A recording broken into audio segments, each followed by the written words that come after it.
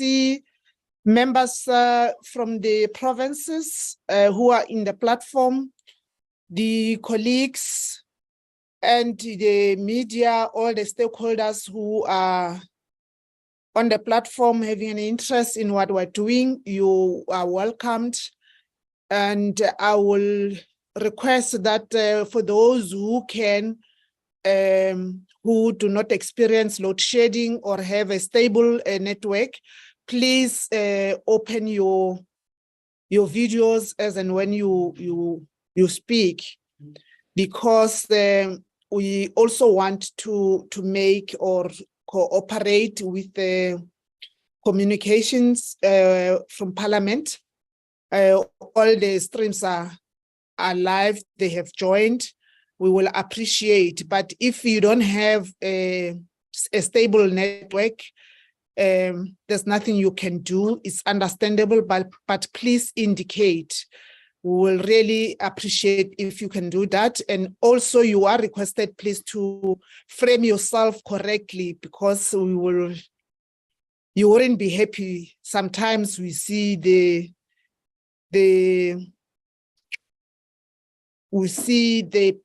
upper part of your head or from above your eyes. And I know you wouldn't be happy that the country see that part only. Will want to see you in full. Thank you very much. Can you flag the agenda, Mr. Nodata? Today we are going to receive 2 presentations from FFC and Parliamentary Budget Office. The 2 presentations are on the second adjustment appropriation bill B4 of 2023, both presentations.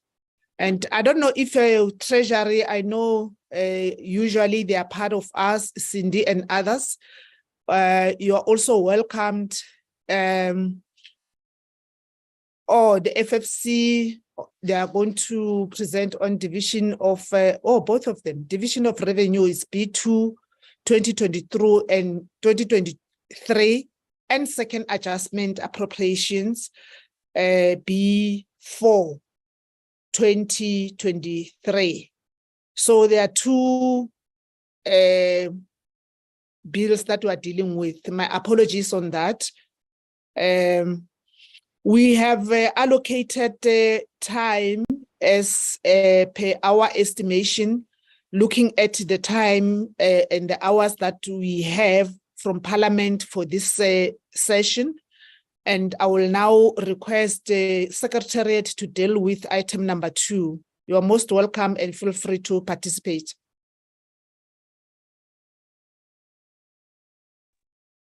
Thank you, Chairperson. Good morning, Chairperson, honorable members and guests. Chairperson, we have from the committee side, we have 1 apology, Honorable Ngita's apology. We also received 1 apology from provinces, since we invited provinces to be part of this meeting. Northern Cape Portfolio Committee are unable to join us. They have a session with IEC. We also received an apology from Commissioner Fowler from the FFC side, but it might be probably possible that the colleagues from FFC will also address that apology, but he sent an apology directly to ourselves. Thank you, Chair. Over to you. Thank you. We also have an apology from Honorable Karim. He will not be with us until the end of the meeting. Due to some pressures, he's needed urgently somewhere. He has to attend to that urgent matter, but he will be with us until then.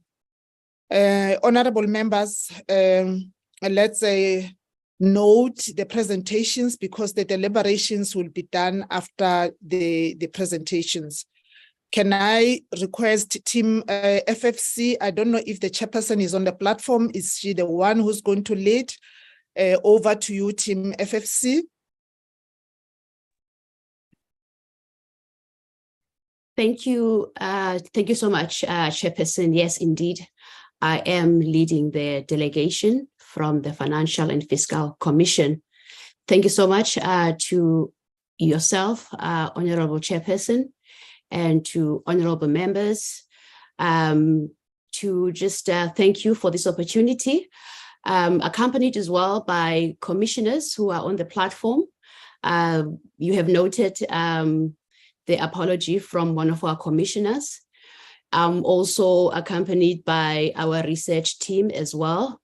And I would like to move on to the next slide.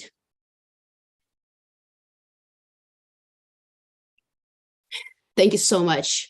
So who is the Financial and Fiscal Commission, and why are we here today?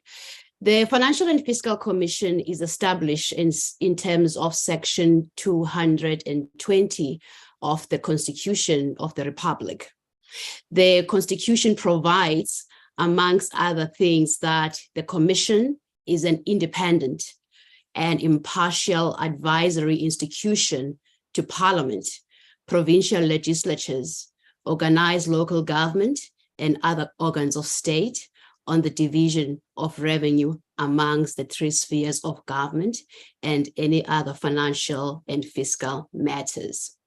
Our submission today on the 2023 Division of Revenue Bill, the 2022-23 Second Adjustment Appropriation Bill is made in terms of the Constitution of the Republic, the Intergovernmental Fiscal Relations Act, as well as the Money Bills Amendment Procedure and Related Matters Act as amended. The Financial and Fiscal Commission is mandated, Honorable Chairperson and members, to advise on all legislation pertaining to the equitable share and allocation of revenue, government guarantees, provincial taxes, municipal fiscal powers and functions, provincial loans and municipal loans, as well as any other financial and fiscal matters. Quite important to note that all these legislative prescripts can only be enacted after the Financial and Fiscal Commission has been consulted. Moving on to the next slide.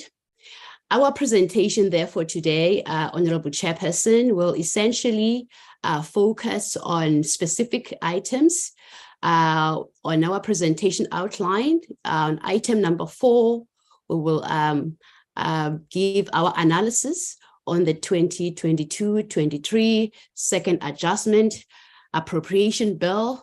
Thereafter, we will also give an analysis and our recommendations on the 2023 Division of Revenue Bill at both provincial and local government. Also give our recommendations on the public sector institutions and investments. And finally, I will come in towards the end with very clear and coherent remarks and recommendations on the Commission's stance on these matters. Without wasting time, I'd like to hand over to our Head of Research, who will take us through the presentation. Chen. Thank you very much, Chair, and good morning, Honourable Chair and members and colleagues on the platform. Honourable Chair, members, our presentation, importantly, and I think it's only fitting that we look at also the 2022-23 Second Adjustment Appropriation as it serves as contextualizes very importantly the precursor to what is to come and how some of the decisions made in terms of the 2023 main appropriation and also the and all the other divisional revenue business. Importantly, in the Second Adjustment Appropriation Bill, total adjustment amounts to 9.5 billion. There were pluses and minuses deductions on the adjustments. And we've listed here.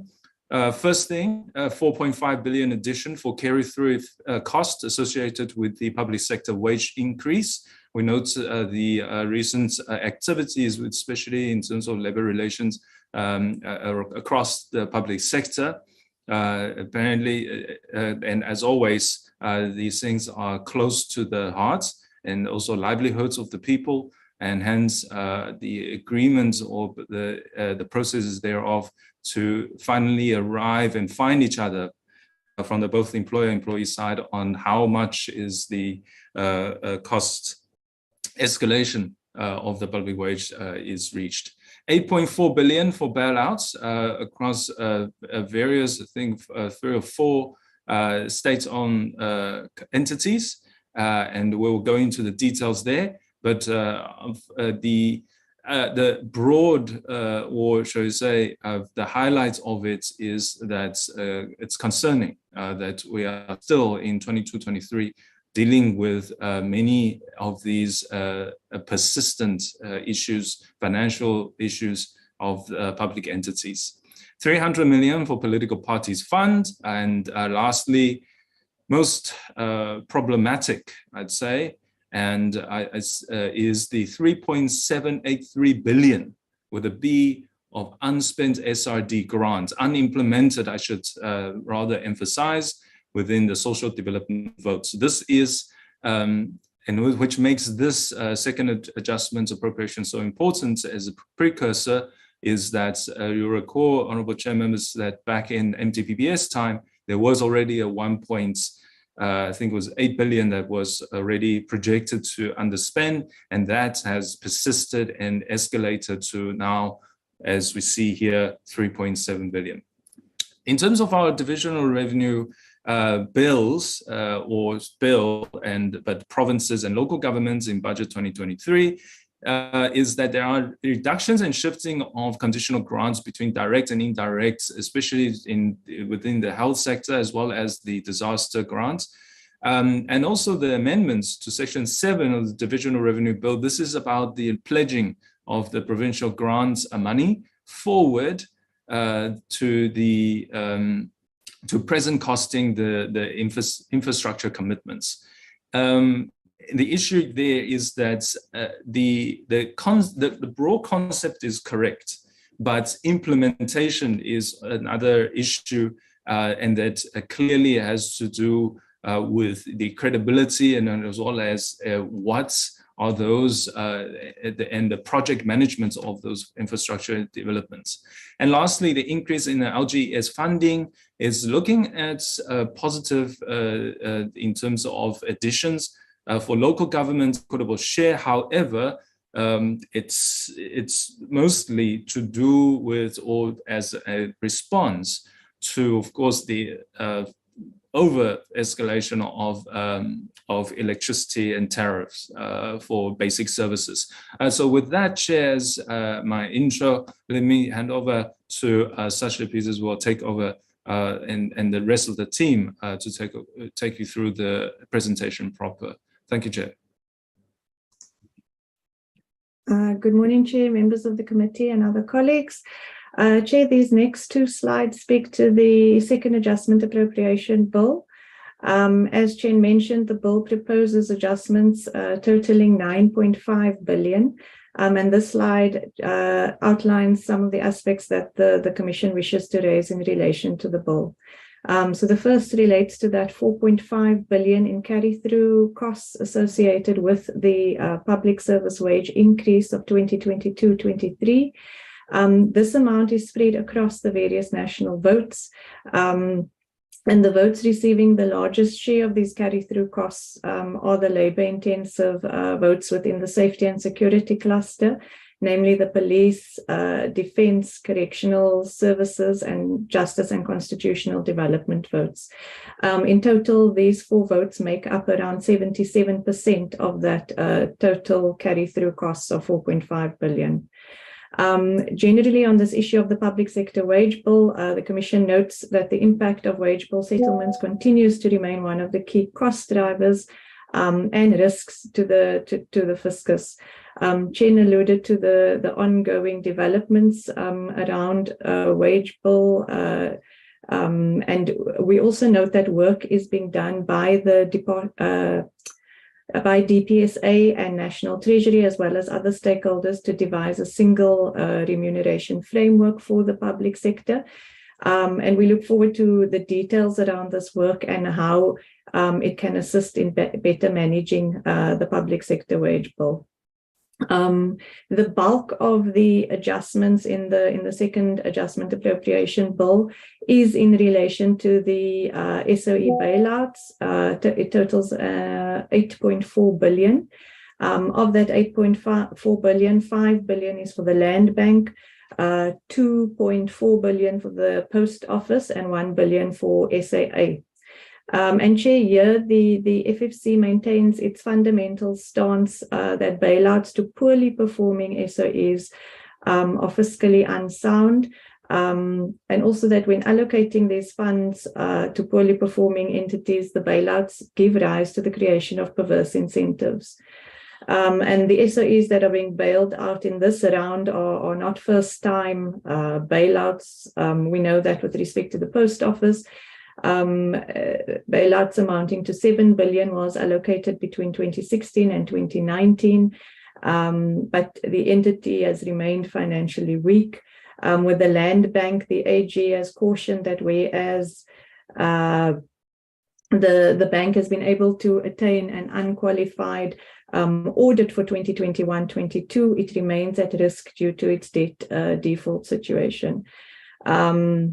Likewise with SAA, who we see according to the budget review has yet to submit its most recent financial statements.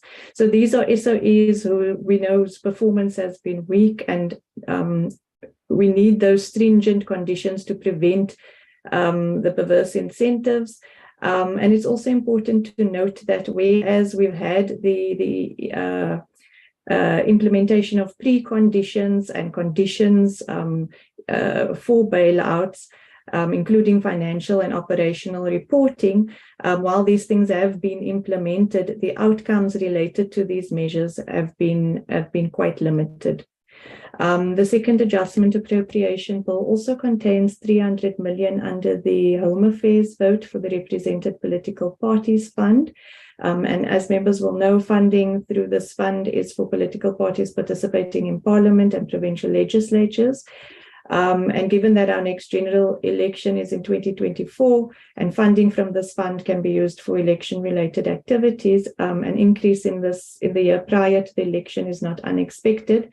And we note that the funding has more than tripled between 2021, 22, and 2020 and 2022. Chair, finally, the issue we'd like to raise within the second adjustment appropriation bill relates to the underspending of 3.8 billion with respect to the SRD grant. As Chen mentioned, we had the 1.8 billion worth of underspending that was tabled in the first adjustment appropriation bill. This time it's 3.8 billion. And the 2023 budget review notes that the underspending is due to improved means testing. And the Commission would like to record its concern around the tightening of the eligibility criteria of this grant that is happening alongside worsening socioeconomic conditions and cost of living crisis that disproportionately affects our poorer households. So in relation to the bill, Chair, we have a few recommendations. If you can move to the next slide, please. Thank you. So, Chair, as mentioned earlier, the Commission reiterates its stance on SOE bailouts and that they can prompt moral hazard behavior, especially when we are continuously bailing out poorly performing SOEs. And as such, we again recommend that government must devise a strong system of accountability and measures of control to mitigate this kind of behavior and the risks that come with it. The other important recommendation in this section relates to the unspent SRD grant funds. And the Commission raises concern around the progressive erosion in the number of people that are able to access the SRD grant as a result of the continuous tightening of the eligibility criteria.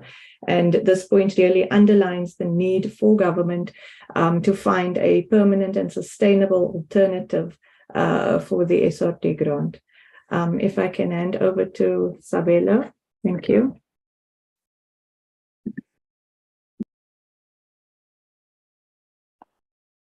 Thank you very much, Sasha, and good morning to the chairperson and good morning to honorable members and all other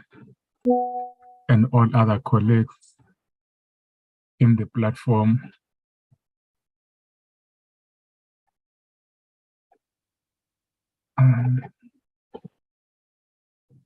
Okay, yes, I'll take you through to the following few slides on the provincial government allocations with respect to what has been allocated to them and how much, whether there has been growth or there's been some reductions. What we've noted here is that, firstly, over the MTF 2023, is that the budget proposes a total allocation of 2.2 trillion. And that has increased from 2 trillion in the 2022 MTF. And then nominally, this represents about 9.5% growth. And the total allocation for provinces in 2022 budget for 2022-23 was around 658.4 billion. And this has been revised upwards in the current financial year to 684.5 billion. And then, yes, if you look at it, what has happened here is that there's been an increase with respect to the allocation for provinces, and those are mainly driven by adjustments as other colleagues have indicated, for the compensation of employees mainly, and again as a response to the natural disasters and human resource and training.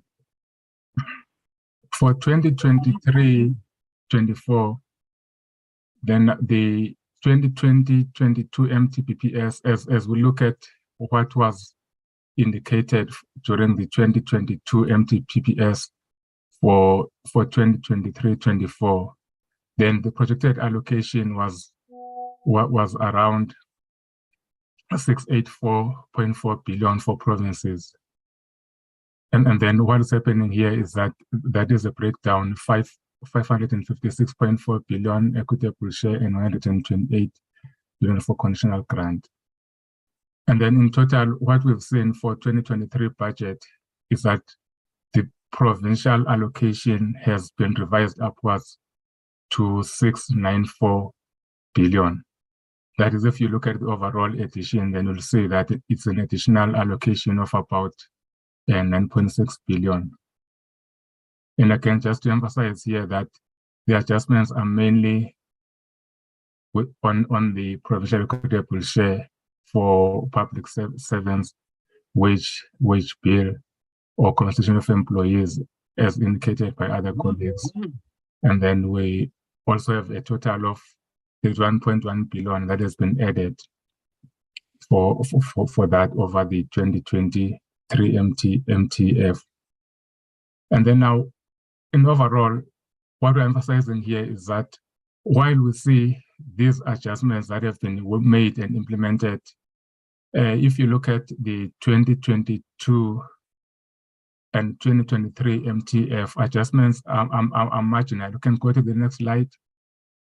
Are just marginal as shown here. You'll see that from on 2022 MTPPS, then the budget jumps over 2 trillion over the MTF, and then 2023 budget is also over is 2.2 trillion.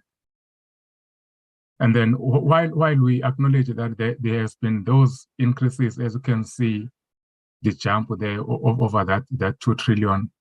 But if you look deeply on what is happening, is that jump only accommodates for compensation of employees and as a response of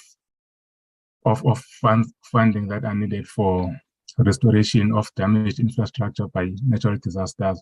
So in essence, there hasn't been any adjustments for provinces to respond to increasing needs, and also to factor things like inflation. Then now this slide highlights some of the key conditional grants, what has been happening there. We've taken some few of those main conditional grants and did some deeper analysis. So what we've seen here is that the total provincial conditional grant allocation for this financial year amounts to 127.5 billion and is increasing from 123.7 billion compared to the last financial year. And this is just a marginal nominal increase of about 3.1%. Then key to note here is that we've taken a deeper analysis on the HSDG housing human settlements development grant, which is for housing. Then what we've seen there is that if you look recently in these outer years, you see an increase in the allocation. For example, increasing from 13.4 billion in 2021-22 and will reach about 14.9 billion in 2023-24. That is the current year.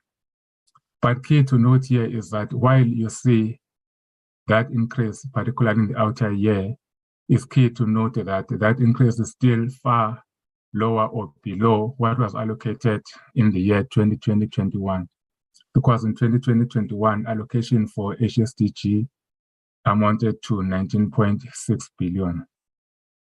So you can see that there hasn't been the allocation didn't even catch up with that allocation for that year. And then we're noting that with concern that this could affect again the mission to improve the housing conditions of households in the country, particularly given the higher rate of unemployment, given the economic conditions of the country.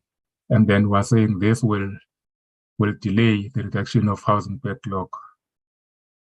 And then again, what we're noting here in 2023 budget is the shifting of the provincial emergency housing from provinces to the national from this year going forward. And this we take it as a form of decentralization, and the Commission is concerned with this development and movement because it's of the view that the lower spheres of government are better positioned to understand and implement programs and projects than the national departments. And the other thing that we're noting here is that the district health program, there's been about 7.6% decrease. It has been reduced or revised downwards. And then now we're noting with concern that reduction, particularly given that if you look deeper, you'll see that the scope has been increased or has been expanded for this district health program. Then I would believe that would have a negative impact on the actual service delivery. Next slide. So in summary, flowing from that analysis, then we have three key recommendations for this section. Firstly, is that as we've noted that there's been a decrease of about 7.6% on the health grant, district health grant. Then we are of the view that such a decrease will have a negative impact with respect to the delivery of services meant to be delivered through that grant. And then we are recommending that the Department of Health should indicate how this reduction is likely to affect service delivery in the sector and how this tighter budget will be managed, especially given the expanded scope of the district health program. Then secondly, we've noted in our presentation that there's been a shifting of emergency housing grant from provinces to the national. And then we reiterate, because as a commission, we believe that provinces and municipalities are better positioned to respond to this. And that is the last recommendation. And then we're saying the commission recommends that the shift of constitutional grants from lower spheres of government, from provinces or from local spheres of government, should be the last resort, as commission believes that it is a better position to understand and respond. And lastly, we've seen that there's been a shifting of emergency housing grant, which is meant for municipalities and provinces to provide things like the emergency housing, to make sure that those households that are being affected by natural disasters are housed temporarily.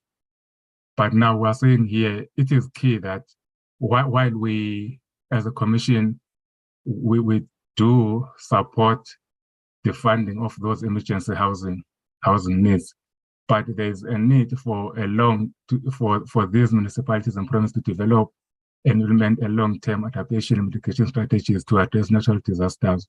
And then some of these things are just as easy as making sure that there are adequate and relevant pipes, drainage pipes that will take water from towns to the rivers, not allowing that water to come back again. So there are such small things that could be done to address some of these issues. With that, Chairperson, let me hand over to Kuso to present the local government staff. Thank you. Thanks, Sabelo. Good morning, Chair, honorable members of the committee and colleagues.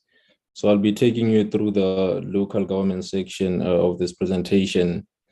Chair, we have seen in recent times how local government is faced with numerous challenges that deter the sector from delivering on its constitutional mandate of delivering services to the people. And one of these challenges is the political environment in which municipalities find themselves in, which has emanated from the 2021 local government elections, where we saw 66 out of 213 of the contested municipalities having had hung councils. And these have resulted in many parties forming coalition councils. And we know that even though that there are advantages to these alliances, it is also fraught with many disadvantages and has resulted in many service delivery disruptions. So we know, Chair, that to assist municipalities with their developmental role and to improve service delivery, municipalities need to strengthen municipal finances and investments with support from both national and the provincial spheres of government, as this will aid in cohesive planning between the three spheres of government to achieve the country's goals resulting in broader economic activity and reversing current unemployment trends by promoting social and economic development activities. Given the insufficient capacity and the insurmountable challenges engulfing local government, the Commission notes the ongoing work being completed in reviewing the conditional grant system, and we support the government's endeavors in supporting municipalities. Next slide, please. So over the 2023 MTF, the local government sphere is set to receive total transfers amounting to 512.7 billion in indirect transfers and 26.6 billion in indirect local government conditional grant transfers. And the allocation through the local government equitable share will be 301.4 billion, and conditional grants will be 163.5 billion. And the figure on this slide illustrates the various allocations to local government. The vertical division of revenue share of local government allocations is expected to increase over the MTEF from 9.7% in 2023-24 to a double digit of 10.1% in 2024-25 and 2025-26. The Commission notes and welcomes the additional allocation to local government, as it will assist in alleviating some of the pressures municipalities face. And we also would like to reiterate that the national and provincial spheres of government have a role in supporting municipalities and fulfilling their constitutional mandate. Next slide, please. Thank you. So the figure on this slide shows that the increases in the local government equitable share is the main driver behind the positive real growth of 3%. And the Commission welcomes the government's efforts to keep local government equitable share growth rates above inflation through increased allocation, as this will go a long way in offsetting the ever-increasing cost of basic services. However, we also know that the marginal increase puts added pressure on municipalities' ability to deliver services given the economic backdrop. Thank you. Next slide. And the figure on this slide, Chair, shows a steady decline in real growth rates of the infrastructure grant in 2023-2024, with zero growth in the outer years of the MTEF.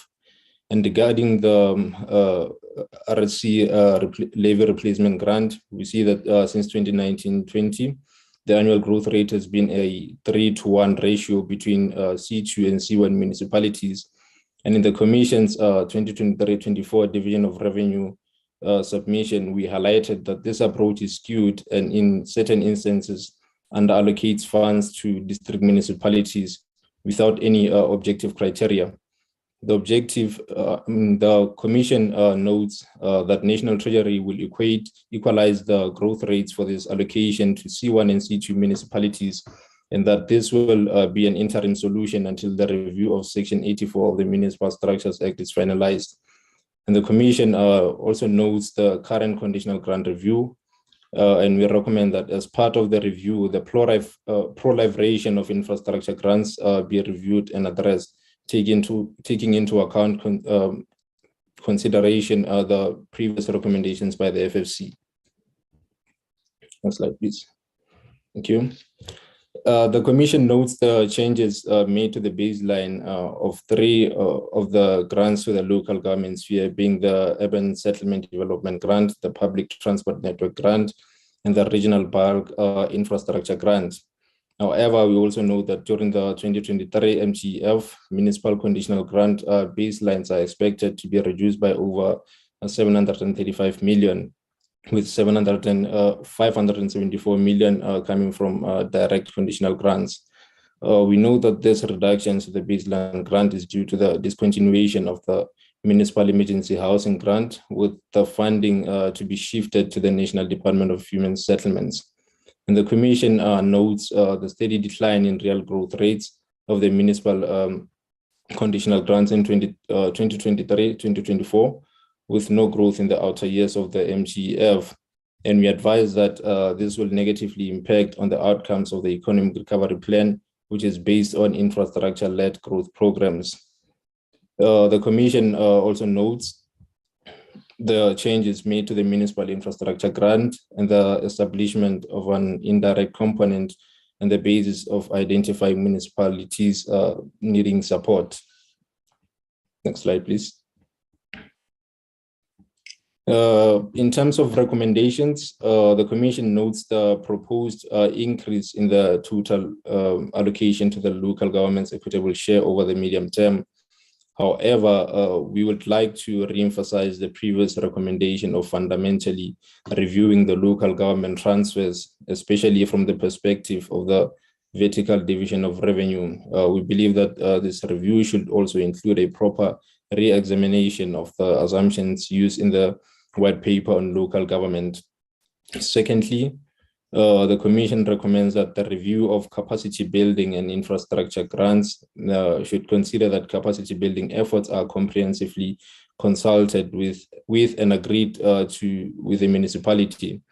It should link capacity building actions to a municipality-specific diagnosis of capacity challenges or deficits. And lastly, it should consider the consolidation of local government conditional grants into an integrated financial flow. Our last recommendation from this section, we would like to stress the need to determine the roles and functions of the role players in the district development model and the funding requirements or responsibilities so as to eliminate any ambiguities in carrying out the model.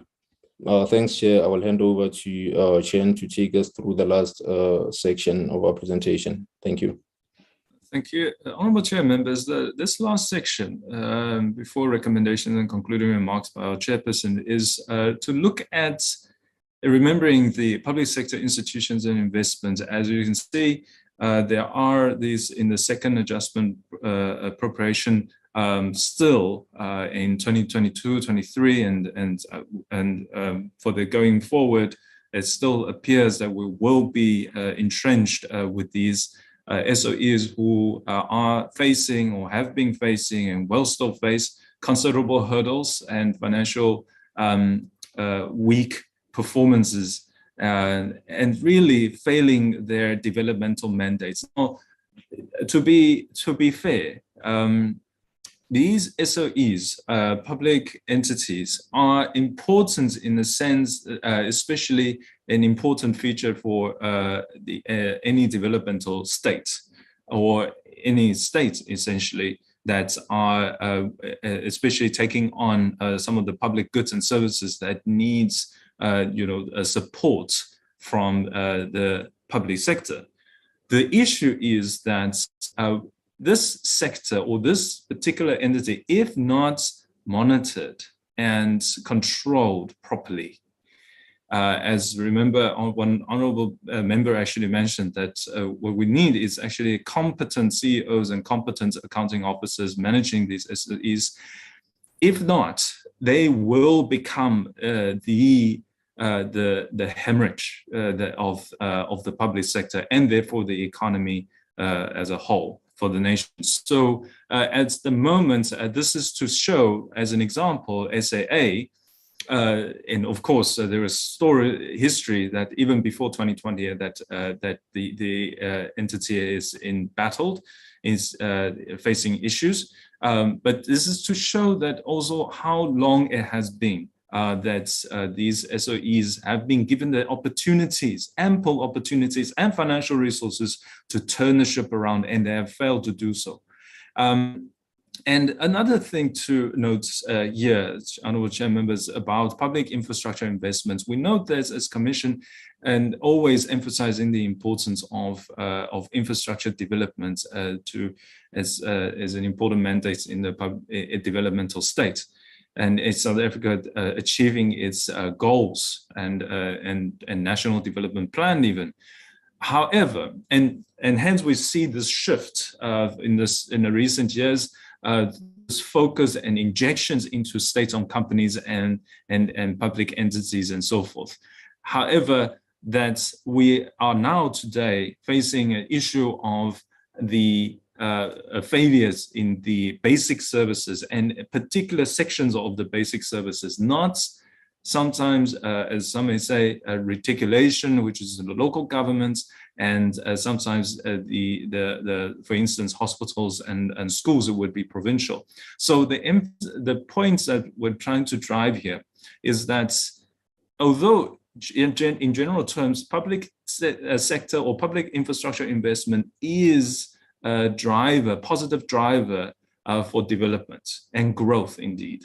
However, different channels, different sectors, and different spheres of governments means very different things in terms of public infrastructure investments. For instance, just to rerun this concept again, is that national governments, they mostly dealing with office buildings because they are drivers of policies. And also it depends on which ones are, client-facing, if you like, citizen-facing departments. But if they are to take on infrastructure development, it may be just office buildings. Provincial, it's health, it's education, so it's hospitals and schools, buildings. Local governments, it's reticulation of basic services of electricity, power, and water, and refuse sanitation. And so in that sense, there are, but only an aspect of those basic services. Generation, in terms of the Constitution, they are not per se in the mandate of it, of generating electricity. It's very clearly stated that under the schedule that they are responsible for, local government, I mean, responsible for reticulation, not generation. Public entities, as I said, and state-owned companies, important drivers for development, but it's also, they are sectoral.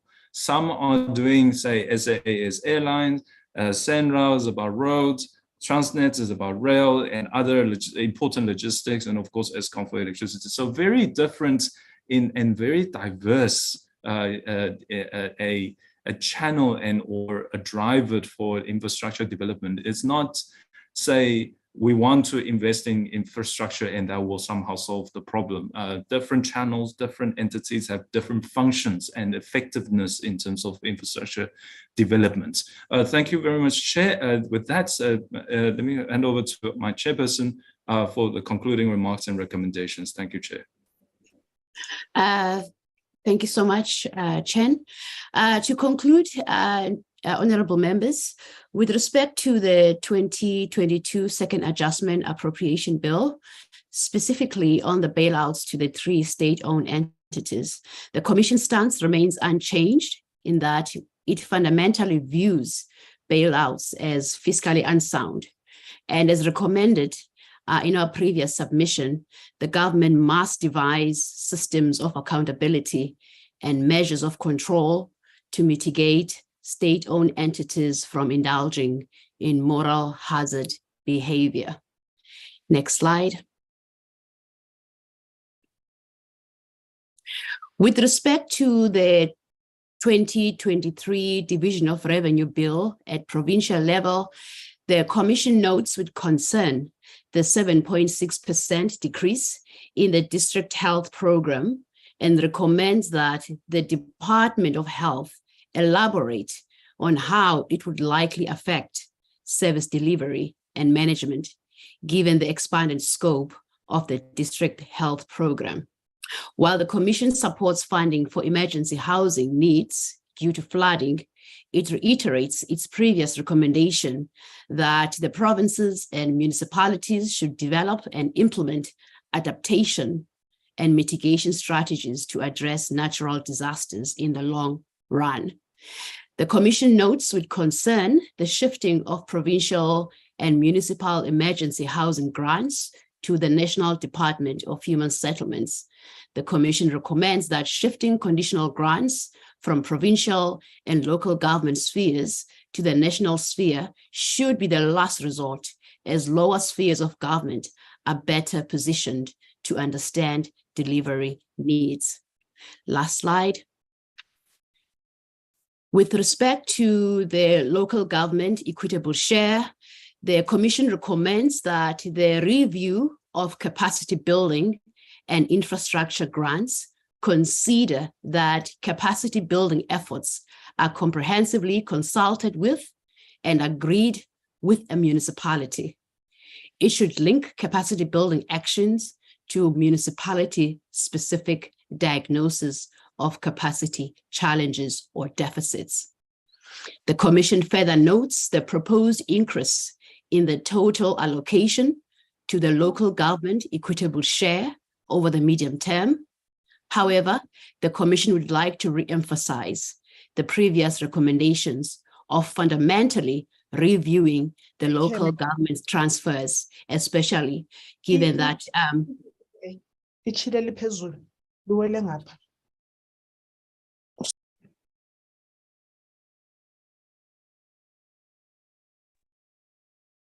You are muted, Nombeko. Oh, okay. I'm sorry, Chair, you were disturbed by me. Thank you. Yeah, unaware that I'm unmuted. Thank you. Thank you so much. And then the Financial and Fiscal Commission, finally, honorable members, would like to stress the need to determine the roles and functions of the role players in the district development model and the funding requirements and responsibilities to eliminate any ambiguity.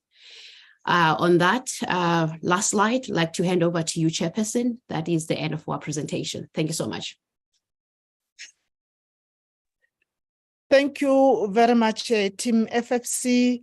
11 o'clock, I'll be experiencing load shedding from my side. So I'm just trying to nurse the network. Hopefully, I'll not be cut off. And thanks so much for your presentation. Can I hand over to Team PBO, led by Dr. Janchis? Over to you, Dr. Thank you so much. Good morning, Chairperson, and good morning to honored members from also the provincial members as well. Good morning to colleagues. Thank you so much for the opportunity for us to present. I'm with the team on the platform. Really appreciate this opportunity.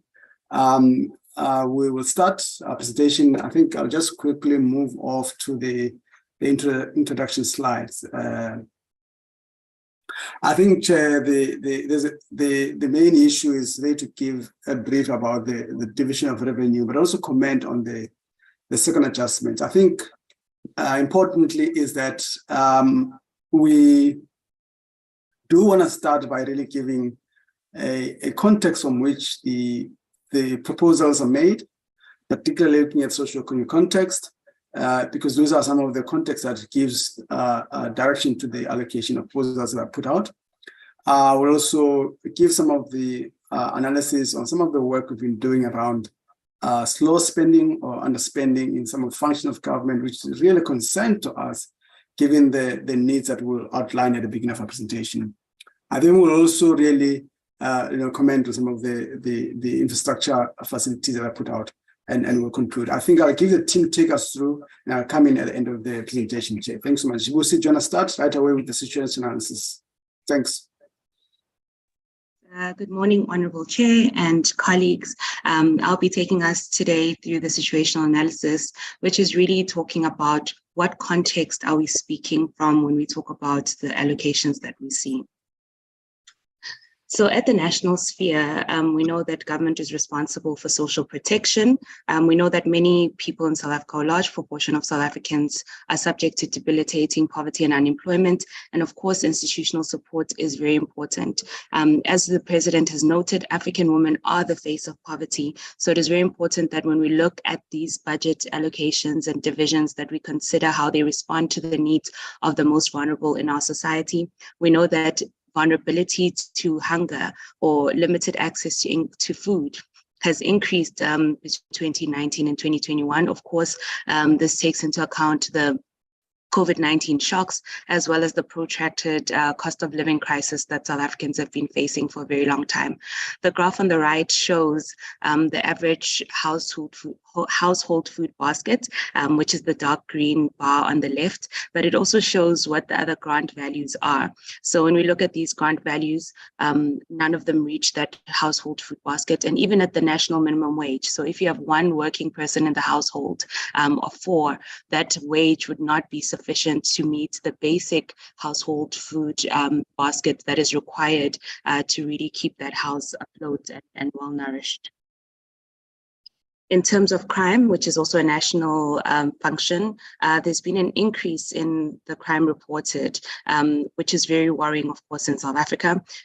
So on average, year-on-year crime increased by 9.55% between 2021 December and 2022 December.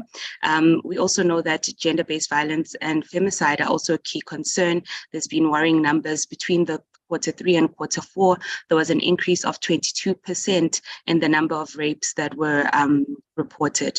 South Africa has on average one police officer for every 408 people, which is actually higher than what the United Nations recommendation is. However, this has to be read in the context of high crime in our society, which is driven by a number of socioeconomic factors and so forth. We note here that the budget is silent on the funding to implement the National Strategic Plan on the gender-based violence and femicide, and also that the budget allocates 7.8 billion to make provision for 5,000 police trainees over the next 3 years. Here we talk about at the provincial sphere, education. We know that socioeconomic indicators are still a great determinant of whether children are able to access education. There's been a decline of number of children aged 0 to 4 who attend grade R in preschool. As we know, there's been a policy change which requires grade R before school. We also know that grade R is significant because it helps children to learn how to read before or start learning to read by the time they get to school. However, new data from Oxford University shows that fewer than 50% of grade 1 children learn the letters of the alphabet by the end of grade 1, which is of course worrying numbers. We've all seen the statistic that 78% of students cannot read for meaning in grade 4. This was in 2016. However, it is estimated that this number will increase to 82%.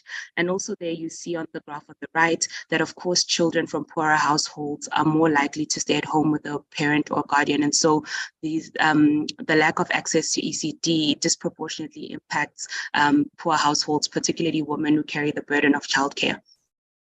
In terms of children 18 to 24 who are still attending secondary school, it is higher obviously for people with higher income groups.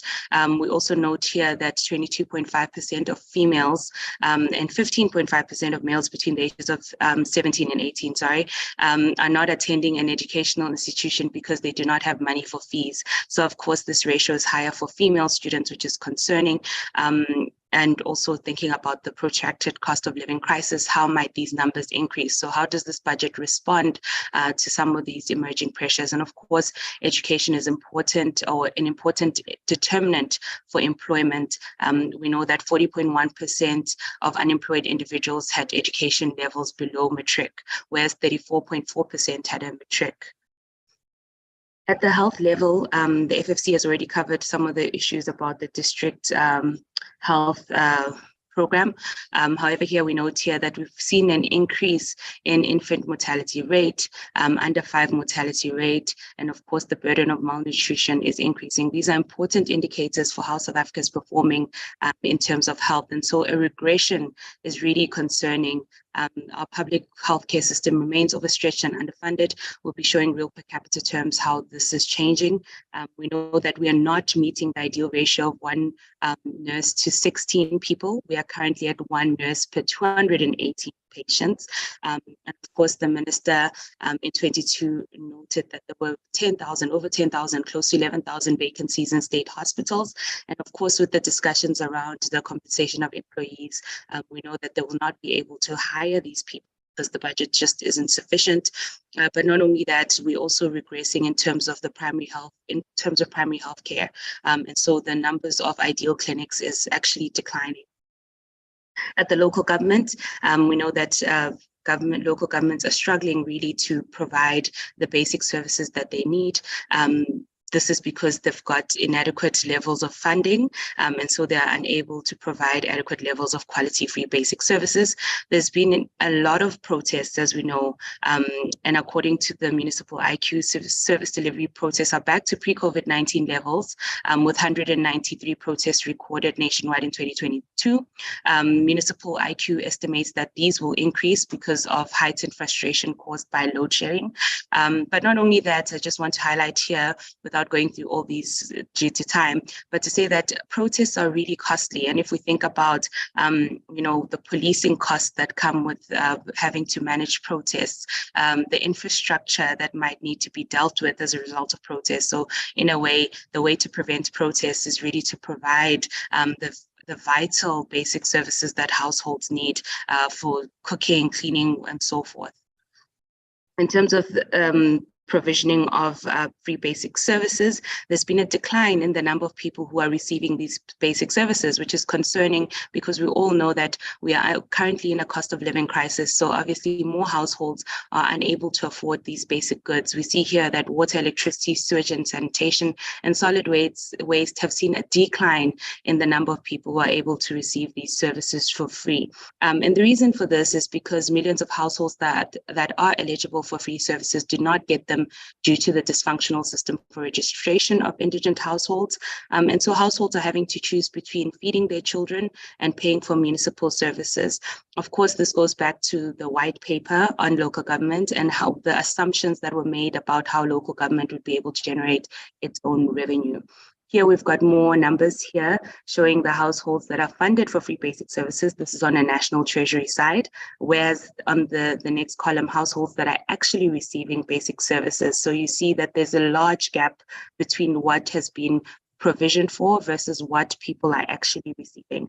But also here we note that there's been significant price increases between 2010 and 2020 in rates and taxes, 118%, in electricity tariffs, 177%, and water tariffs, 213%. And of course, between this time, our salaries and society salaries generally have not increased this significantly. But not only that, majority of households who are not in the waged economy are obviously unable to really afford these goods. They do not have access to wages, which are also increasing to deal with these pressures.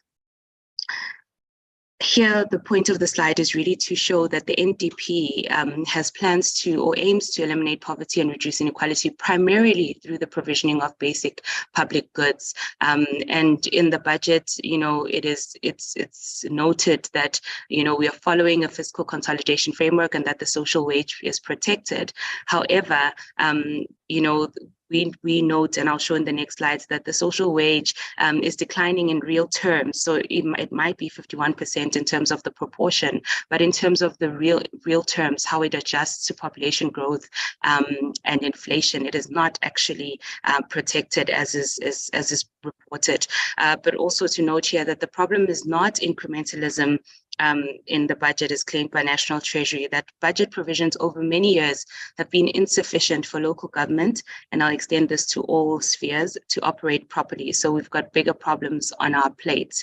I will skip the slide because I've already mentioned most of these things, but here we highlight that much of the services in terms of non-payment is not because people do not want to pay for basic goods and services, but it's because people really are living in poverty and many cannot afford these. And even when people do have electricity, 90% of South Africa has electrification.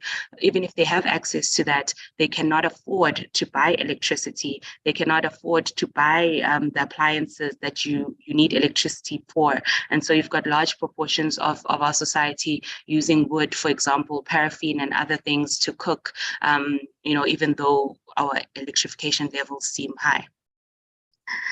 Budget trends in terms of real terms. So here we see the real per capita spending by function group. We note here that there's a significant decline. So in 2025-26, we'll be spending less per person than we did in 2016-2017. There's been a slight improvement from the MTBPS in terms of what was projected for 2025-26, but it is still worrying that we'll be investing less per South African in the next couple of years. In terms of expenditure and health, this is also another concern. And of course, reductions in health in real terms are more pronounced given that medical inflation tends to be higher than consumer price inflation. So we've got here the numbers, but it's probably more than what you see here. The declines are actually more than what we've shown here. Again, we'll be spending less per South African in 2025-26 than we did. This is in health than we did in 2016-2017. In terms of basic education, so this is only showing basic education. Again, it's the same trend, but here what we wanted to note is that National Treasury in the budget 2021 acknowledged that budget reductions would disproportionately impact no-fee paying schools. And so the impacts of this budget must be queried because National Treasury has in the past admitted or acknowledged that there'd be significant impacts for no-fee paying schools. And of course, these are the most vulnerable students in our society. And as I mentioned earlier, we're concerned about dropout rates. We're concerned about, school attainment, particularly for children from low-income households. In terms of social grants, they've increased a bit, but then they've declined. So there's been increases and declines over time over the period. But with the child support grant, you kind of see how it goes flat there. But also worried about the foster care grant. We note here that most of the grants fall above the upper bound poverty line. However, the grants that have to do with children, which are the most vulnerable in our society, actually do not meet that. According to the PMB EJD, the child support grant of 480 Rand is 28% below the food poverty line and 43% below the average cost to feed a child a basic nutritious diet. And that is, of course, concerning because, of course, as we said, the malnutrition burden in South Africa is increasing and concerning. But not only that, I think it must be asked to Treasury why they project that the number of beneficiaries for the foster care grant will decline significantly by 7.5%. And this has to be queried. And then lastly, here we show that the COVID-19 SRD in real terms has significantly declined in terms of value over time. The FFC already noted the underspending concerns. We also note here that significant amounts of the money were shifted from DSD in the MTBPS. So significant amounts of money are being shifted. A lot of people are being excluded. DSD had projected that 10.9 million people would be the target group. However, they have not approved more than 7.8 million recipients in each month, which is concerning because of this criteria, which FFC has already highlighted. Not only that, the approval rates have been low, but also payments have been delayed, which is a continuous concern. I'll now hand over to my next colleague.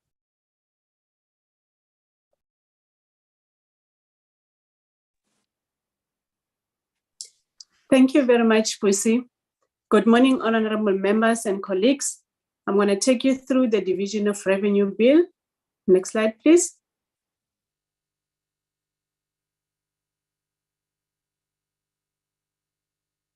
Okay, the objectives of the Division of Revenue Bill is to provide for the equitable division of nationally raised revenue between the national, provincial, and local spheres of government, with the provincial share being made of the equitable share and the conditional grants, and the local government being made of the equitable share, conditional grants, and the general fuel levy sharing with metros. Next slide.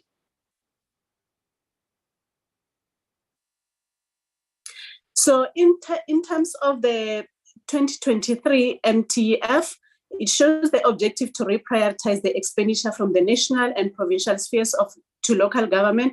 However, the long-term trend of the division of revenue across the three spheres of government shows that this objective has not been realized in the past. This is important to note, given that the local government has not been able to collect revenue as envisioned in the white paper on local government.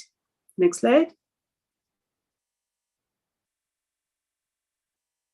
So this graph includes the debt service cost. In terms of rising debt cost as a share of expenditure have more than doubled since the global financial crisis, consuming expenditure that should be going towards the service delivery in the various spheres of government. Next slide.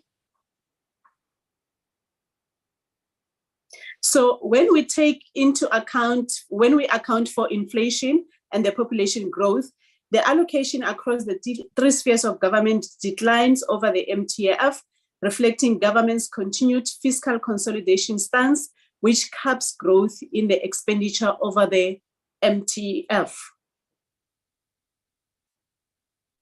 Next slide. So the table here shows the amount to be appropriated from the revenue fund for a selection of national departments. The last column shows the increases and decreases since the 2022 appropriations. The green column shows the percentage that the national departments transfer to other spheres of government or institutions that deliver services on their behalf. Next slide.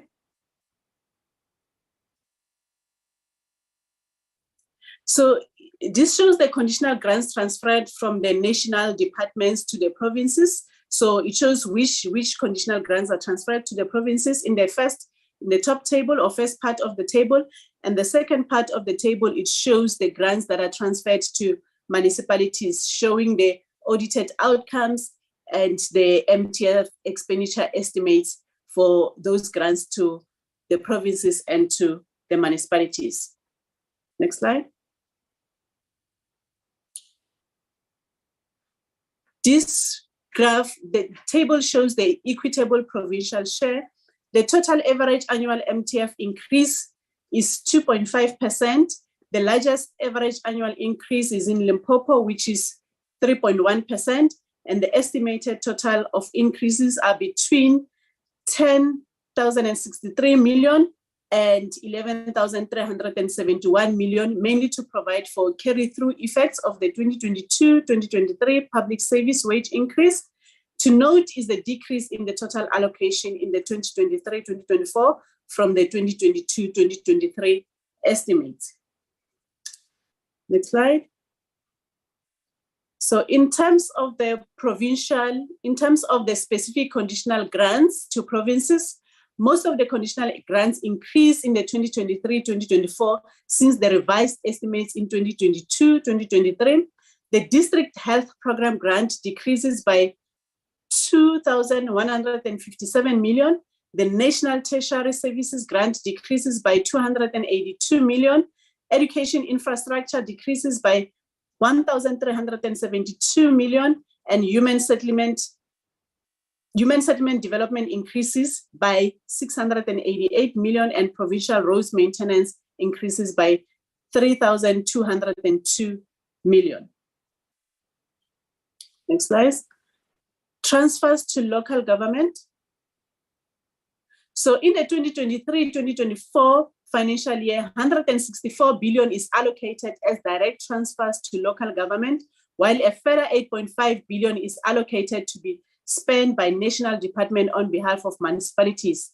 Of the direct transfers, 68.3% will be transferred as an unconditional funds for municipalities to use according to the priorities determined through their council and through their budget processes. The remaining 31.7% will be transferred through conditional grants. So in the 2023-2024, government is funding free basic services to 11.2 million houses at a cost of 70.9 billion. Next slide. So in terms of the spending trends,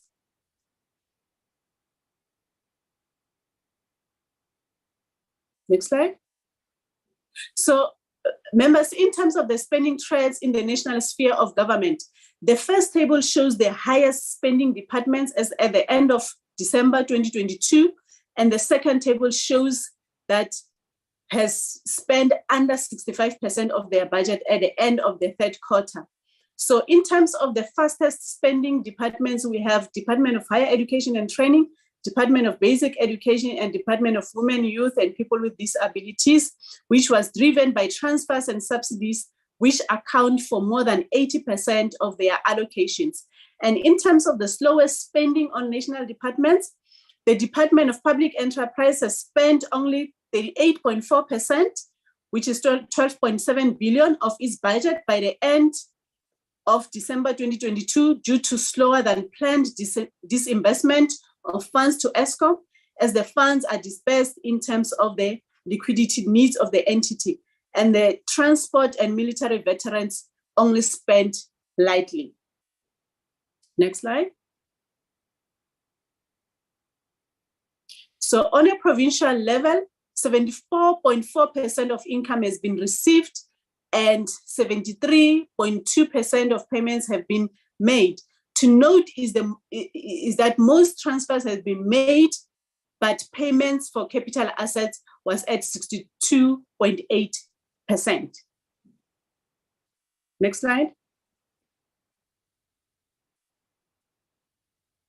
In terms of the conditional grants transferred and actual payments as of 31 December 2022, this table is just showing the slow spending on those conditional grants. We have the Comprehensive Agricultural Support Grant, for example, which spent 56.4%, and the National Health Insurance Grant, which spent only 51.5%, and the Informal Human Settlement Partnership Grant to provinces, which only spent 59.1%. Next slide. This is just a continuation which reflects the same thing, the slowest spending grants. Next slide.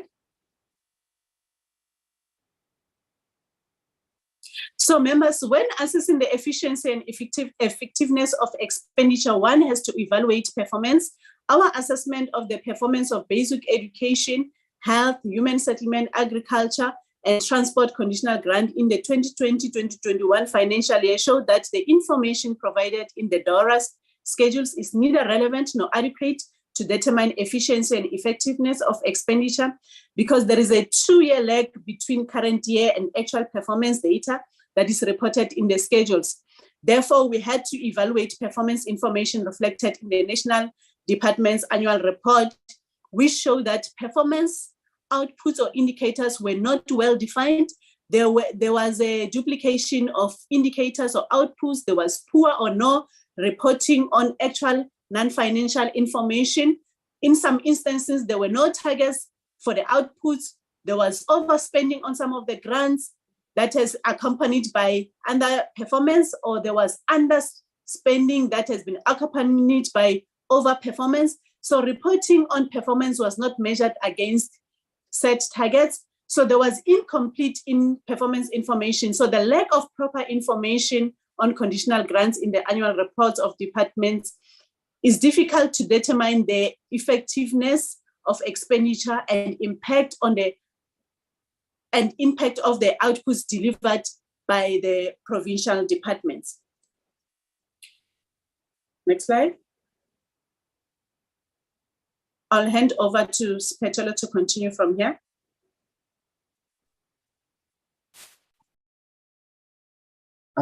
Thank you, Mapula.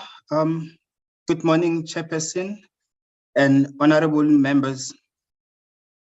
I will be taking you through the state of local government fiscal space.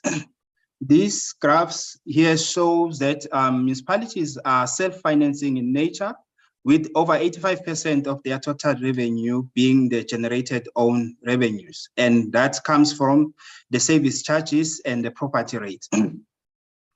However, Chairperson, as we speak, the financial stability of municipalities has continued to deteriorate, and currently the municipalities that are in financial distress has increased to 169. This number was 66 a decade ago, and it was 86 5 years ago. So poor revenue management and inability of municipalities to effectively raise own revenue are some of the biggest causes of the financial distress of municipalities. This results into municipalities being unable to effectively deliver services to the citizens. So some of the key issues that I identify within the municipal budget is the growing grant dependent, that municipalities continue to, or the government grant is increasing at a faster pace than the own generated revenues within municipalities. And the other issue is the inadequate maintenance expenditure, that municipalities tends to delay maintenance of infrastructure, which pushes the cost of that expenditure in that current financial year, and risking the degradation of the infrastructure in future, which can cause even higher expenditure. The outstanding of consumer debt is also one of the issues that is highlighted as a possible issue of governance within this municipality. So, Chairperson, the point that we are making here, and my colleague has presented the situational analysis of the local government, is that the business model is not effectively working because the basic needs provision requires more money, and most households cannot afford those services. So many households, they end up having competing needs, whether to buy food or to buy services.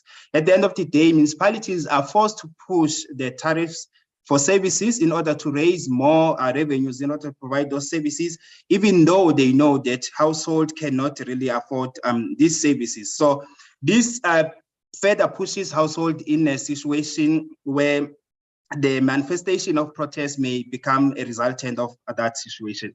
We can move into the next slide. Next slide, please. Chairperson, in light of the growing concern of underspending by national departments over the past years and the projected underspending in the current financial year by National Treasury, the office has undertaken to conduct the historical analysis of the government spending. This exercise that we did as an office, it seeks to identify those departments that are driving the underspending, the areas of underspending within those departments, and the possible reason for underspending. So if we look into this graph, the top table, it shows that the total appropriation by vote has been incurring underspending over the years, except in the financial year 2019-2020, where there was overspending. And the below table shows that the drivers of this underspending, it's from the current payment, which is your goods and services, and also the transfers are also contributing to the underspending. You can move into the next slide. This slide, Chairperson, summarizes the key finding of the study that we conducted as an office, and the key issues for further consideration for oversight purposes. The underspending of our government budget phenomena is not unique to South Africa, as the literature shows that other countries also struggle with spending their budget. And the literature also further shows that weaknesses in the budget planning, execution, and procedures are also critical contributors into the underspending by government. So some of the reasons for underspending cited by the department, it's procurement processes that relate to the non-compliance to SCM policies and regulation, and inadequate monitoring and evaluation of SCM have been cited by many entities as the reason for underspending. The other major reason is the delay in the payment of suppliers, invoices or claim by department. It also a major reason for underspending, and it is therefore worth to highlight that delays in payment of invoice is also in breach of Treasury regulation, which says these invoices must be settled or must be paid within 30 days of receipt. The other reason of delays or underspending, it's the delays in filling of critical posts in government departments and entities, because compensation of employees and expenditure is linked to government service delivery. Therefore, the failure to fill the critical post by the government department has a direct impact in the ability of the department or of government to deliver the much needed services to the citizens. The other reason is the interdepartmental systemic issues. This could be your inefficient processes, unnecessary tape, or the communication with the department. These issues can build up, and at the end of the day, they deprive citizens of the services that they need. So they end up increasing the inefficiencies within the departmental projects, particularly in infrastructure, which also need to be addressed. In terms of conditional grant, Chairperson, failing to comply to the conditions set out in the conditional grant, they also lead to underspending, and then the funds then may be returned, or they are returned back to the national department. Therefore, it is important to always link the conditional grant budget to a specific delivery goal.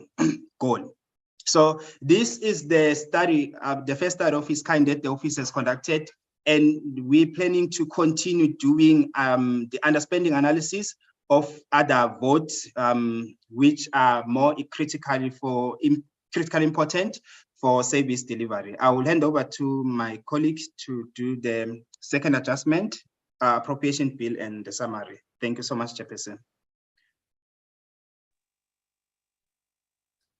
Thank you very much. You may continue. Thank you, Spetter. Thank you, Honorable Chair. Next slide. In terms of the second appropriation bill, the revision to the non-interest expenditure is as follows. The public service wage bill increases by 14.6 billion.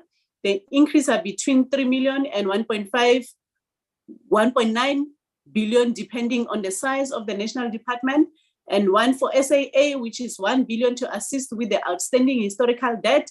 All government guarantees to SAA will be cancelled. Proof of funds to the strategic equity partner transaction needs to be provided, and National Treasury will review the SCP agreement to prevent future fiscal obligations, and the allocation to the South African Postal Office, which is 2.4 billion equity injection. Several conditions apply, including the placement of the entity under administration, and one to the land bank, 5 billion, and 3 billion for the blended finance program, and 2 billion for the remedy of its default position. And several conditions also apply here for the land bank. Thank you very much. I'll hand over to the director to conclude. Thank you so much, colleagues. Chair, I think what we're emphasizing here is that the country's socio-economic challenges shows that government spending on social protection is an important policy intervention, and as we've seen over the years, how much that has supported households and the economy itself. But I think what we try to emphasize that members to take into account is the fact that the level of socio-economic deteriorations over time really shows that the proposed spending over the medium term remains really inadequate to address some of these concerns. Another point also which emphasize is around the issues of crime statistics. Really shows that we have some of concerns with some of the crimes that relate to socioeconomic issues. And I think what we're trying to emphasize that is that the spending in the portfolio has to be better aligned with the risks identified within the sector, but also better aligned, because in some areas you see that even if spending increases, the outcomes, budget outcomes deteriorates further over time. Government has made slow progress in realizing education outcomes over time, especially in line with our commitments in the MTSF, which comes to an end next year. And particularly, we are concerned about the impact of the early child development, particularly for the more low-income households in this regard. And we are concerned that in medium-term proposals show a lack of or not sufficient regard in this area. And also, we see also that the children, which is really a result of not sufficient spending in child development, see that grade fours have not, or we have not been to realize the outcomes in really ensuring that children at a certain age are able to read and at least are comparable with their counterparts in other countries. Also seen that actually the education is important determinant of employment over the years, but also in the literature does emphasize that the more you have higher educations, the better you have chances to get employed or job in employment environment. Also raise concerns around healthcare sector, the fact that it's overstretched and remains unfunded, and we are concerned that that has to be taken into account quite more sufficiently over the medium term. And we are concerned the proposals are not doing enough, but also trying to link it back with what Siphetho just said, the underspending and what it means for really realizing the outcomes there. Local government is an important area where it has a first line of defense between the government and services, but we're concerned about the lack of services, but also the dissatisfaction in services, which leads to more unsatisfaction in society. We see that the spending on average increased by 4.5% nominal terms over the medium term, and that's how it goes over the medium term. Over the next financial year, we know that the government's level, the grants level increases by 5%. However, the increase is inadequate given the fact that the cost of living has been so high over time, particularly post the COVID. We've seen cost of living biting more so in more everybody really. but I think more low-income households being impacted more in this regard. And we feel that budget could provide some security in a more sufficient way. Provincial equitable shares increased by 2.5% over the MTF on average. And also, most of the provincial grants have been revised since the last estimates. I've seen some more allocation to local government, but also even the conditional grants being impacted in that regard.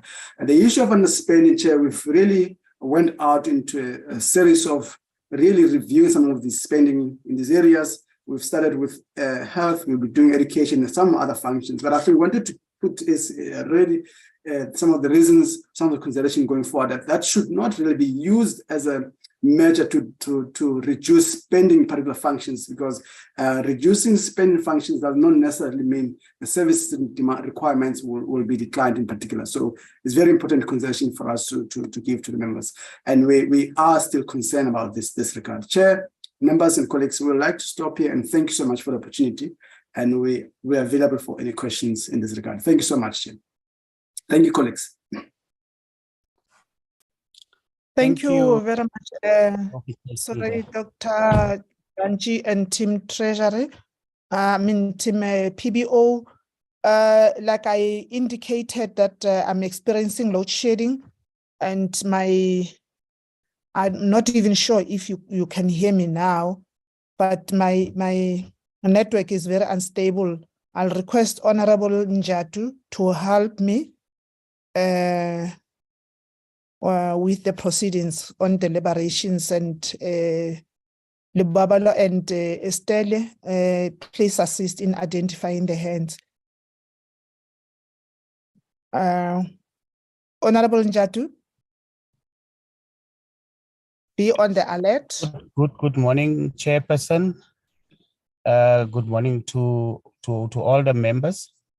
Thank you very much, Chairperson, to take further the meeting. Chairperson, just for the meeting's purpose is just to thank first FFC and PBO on the presentations, and also the presenters on the detailed presentations they have provided. And now we will give an opportunity now to the members of the committee. I see two hands, Honorable Ryder and Honorable Okamp, Honorable Tatwait, Honorable Molotsane. Let's give the sequence in terms of the hands.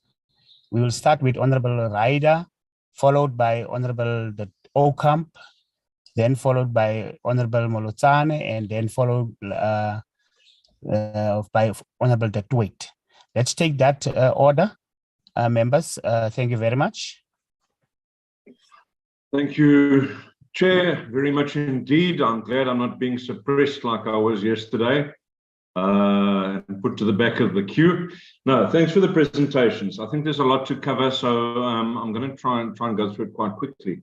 So in terms of the second adjustment appropriation bill, which was handled first, I think that there's lots of things that should be concerning us about this. Now, we note the bailout to the post office, yet they are closing offices left, right, and center, which is impacting the payment of the grants and accessibility to our people who are wanting to access the post office for various reasons.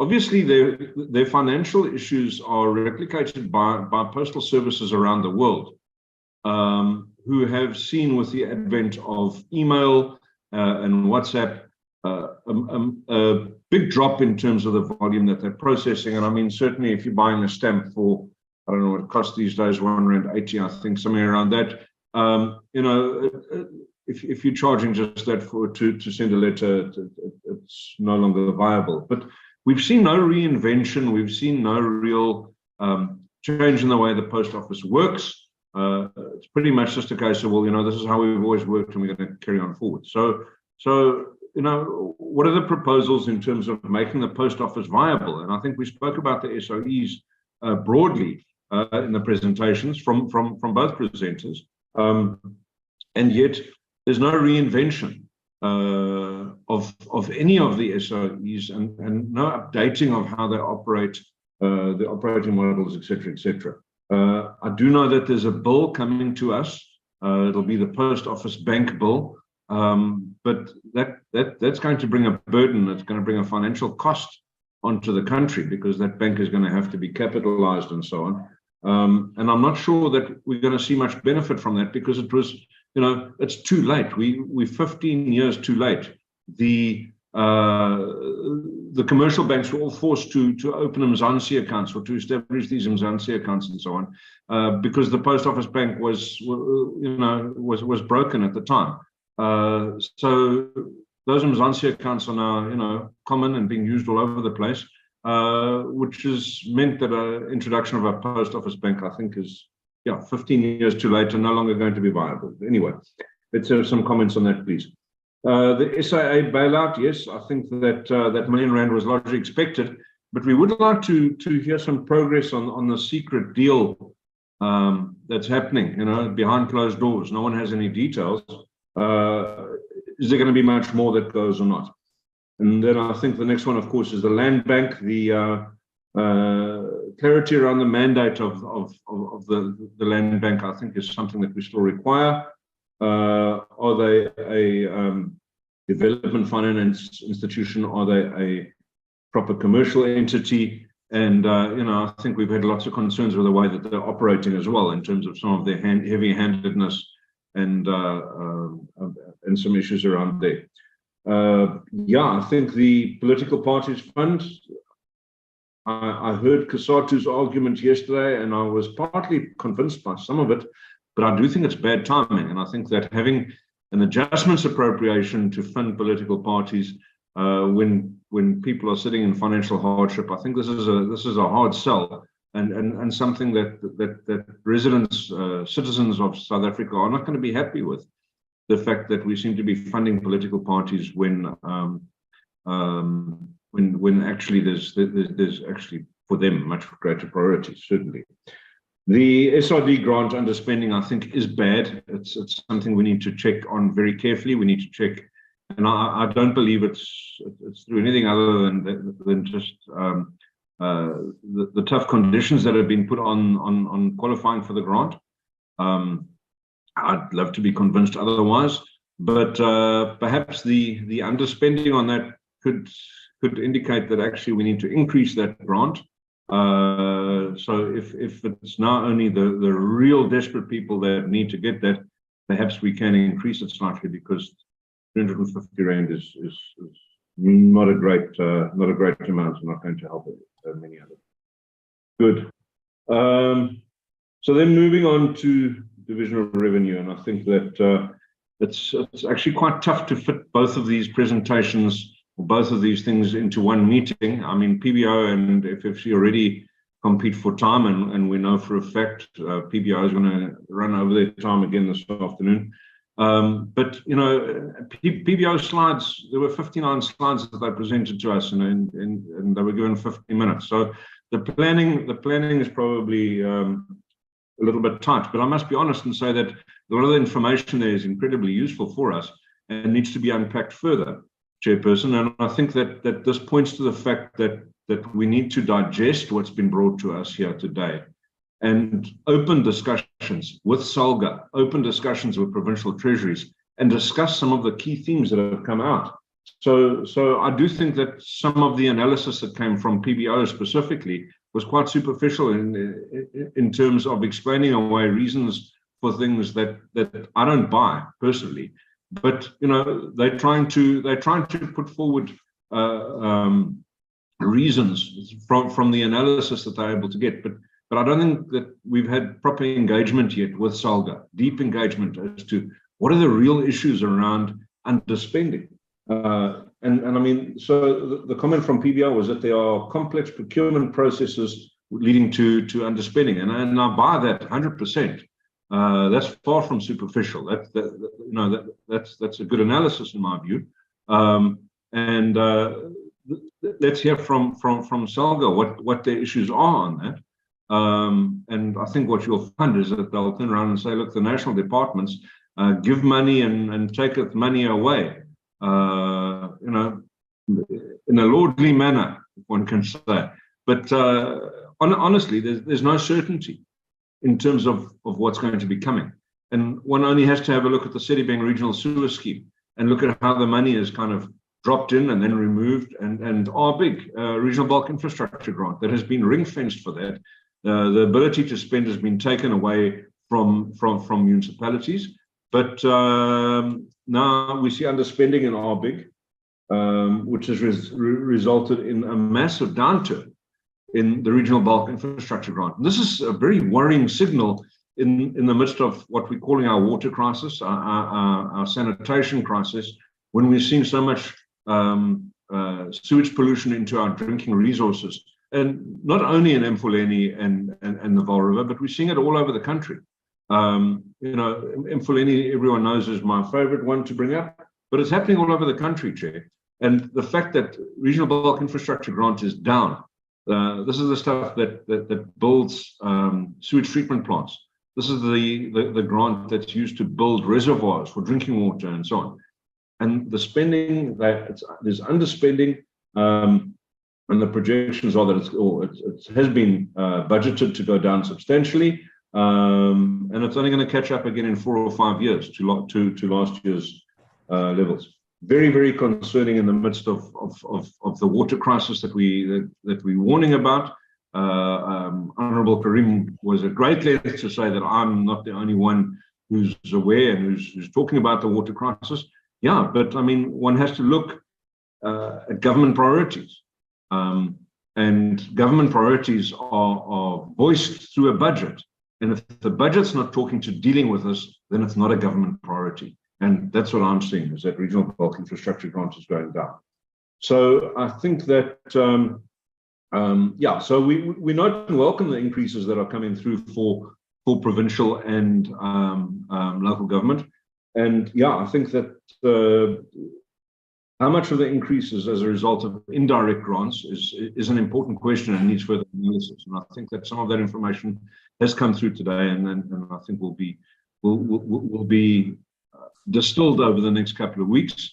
And again, Chair, I'm imploring that we meet with provincial treasuries and get their inputs in terms of that. PBO focused on revenue collection in municipalities and made the point that local government is supposed to be self-funding, and they're not.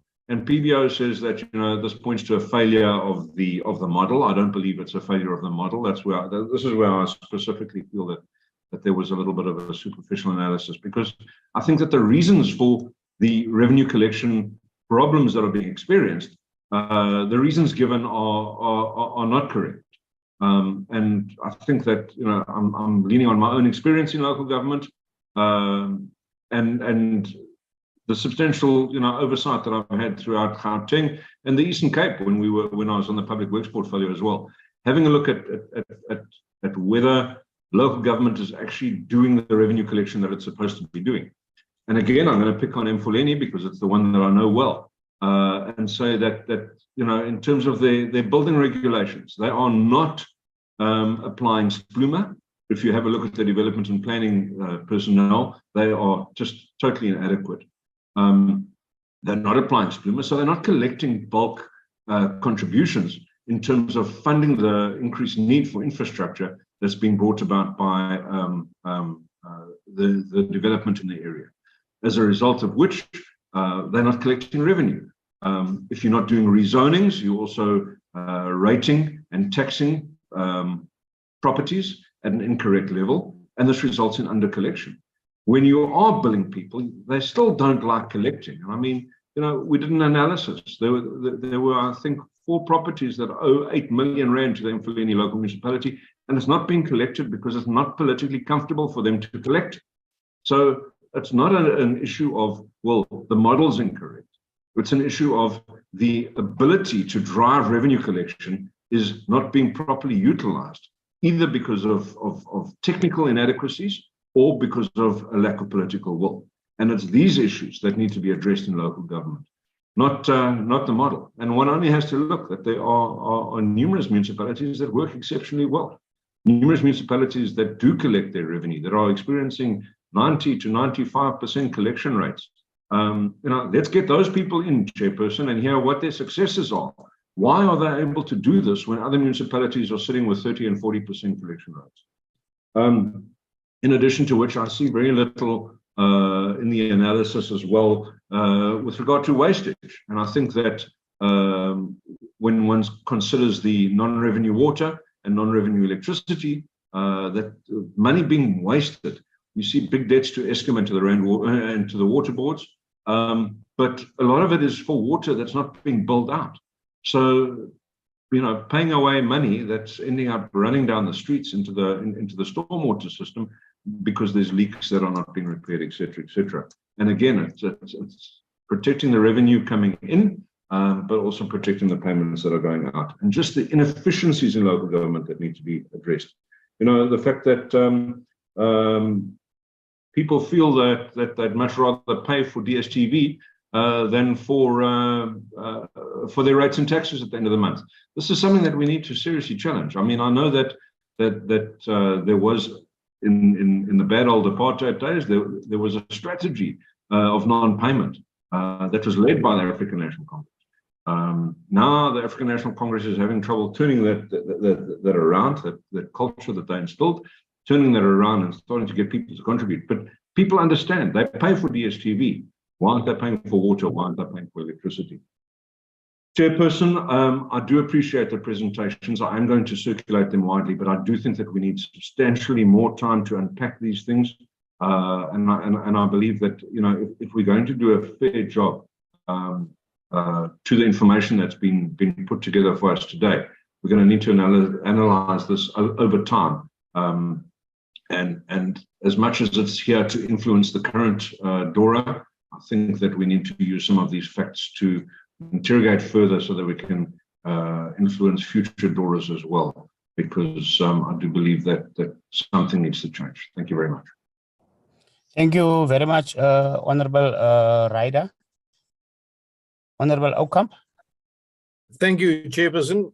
Chairperson, yeah, I want to agree with Honorable Ryder. Yeah, covered me in a lot of these instances, but I think that we have got a very small amount of time to digest all this information.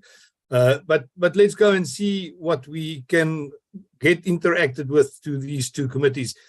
Chairperson, I want to start with bringing it back home to the Northern Cape, where I come from, and specifically with regards to disasters that occurred. It is clear that we do not have a full disaster plan. Disasters like fires, especially in the Northern Cape, as happened at the end of last year and the beginning of this year. Fires break out, there's no plan in place. We, from our side, collected money to get aircraft in the air, because whilst government for an hour or two or a day or two are trying to figure out how they're going to curb these disasters, these fires are literally raging and carrying on. So from the public sector side, we got money and we got airplanes in the air. And in certain instances, we got help from the local governments afterwards, or the provincial government afterwards, but it's too little too late. Can the FFC and PBO advise this committee as how to best government can streamline the processes of disaster response to ensure swift action is taken when disasters occur without disadvantaging other spheres of government? With regards to the SRD grant and the stringent criteria thereon, how best can this criteria be adjusted without impacting negatively on the most needy people, and while at the same time addressing the issues of corruption that has taken place in the social grant space? We know that there are people that got social grants, but they are earning money at other places, that they got more than one bank account, etc.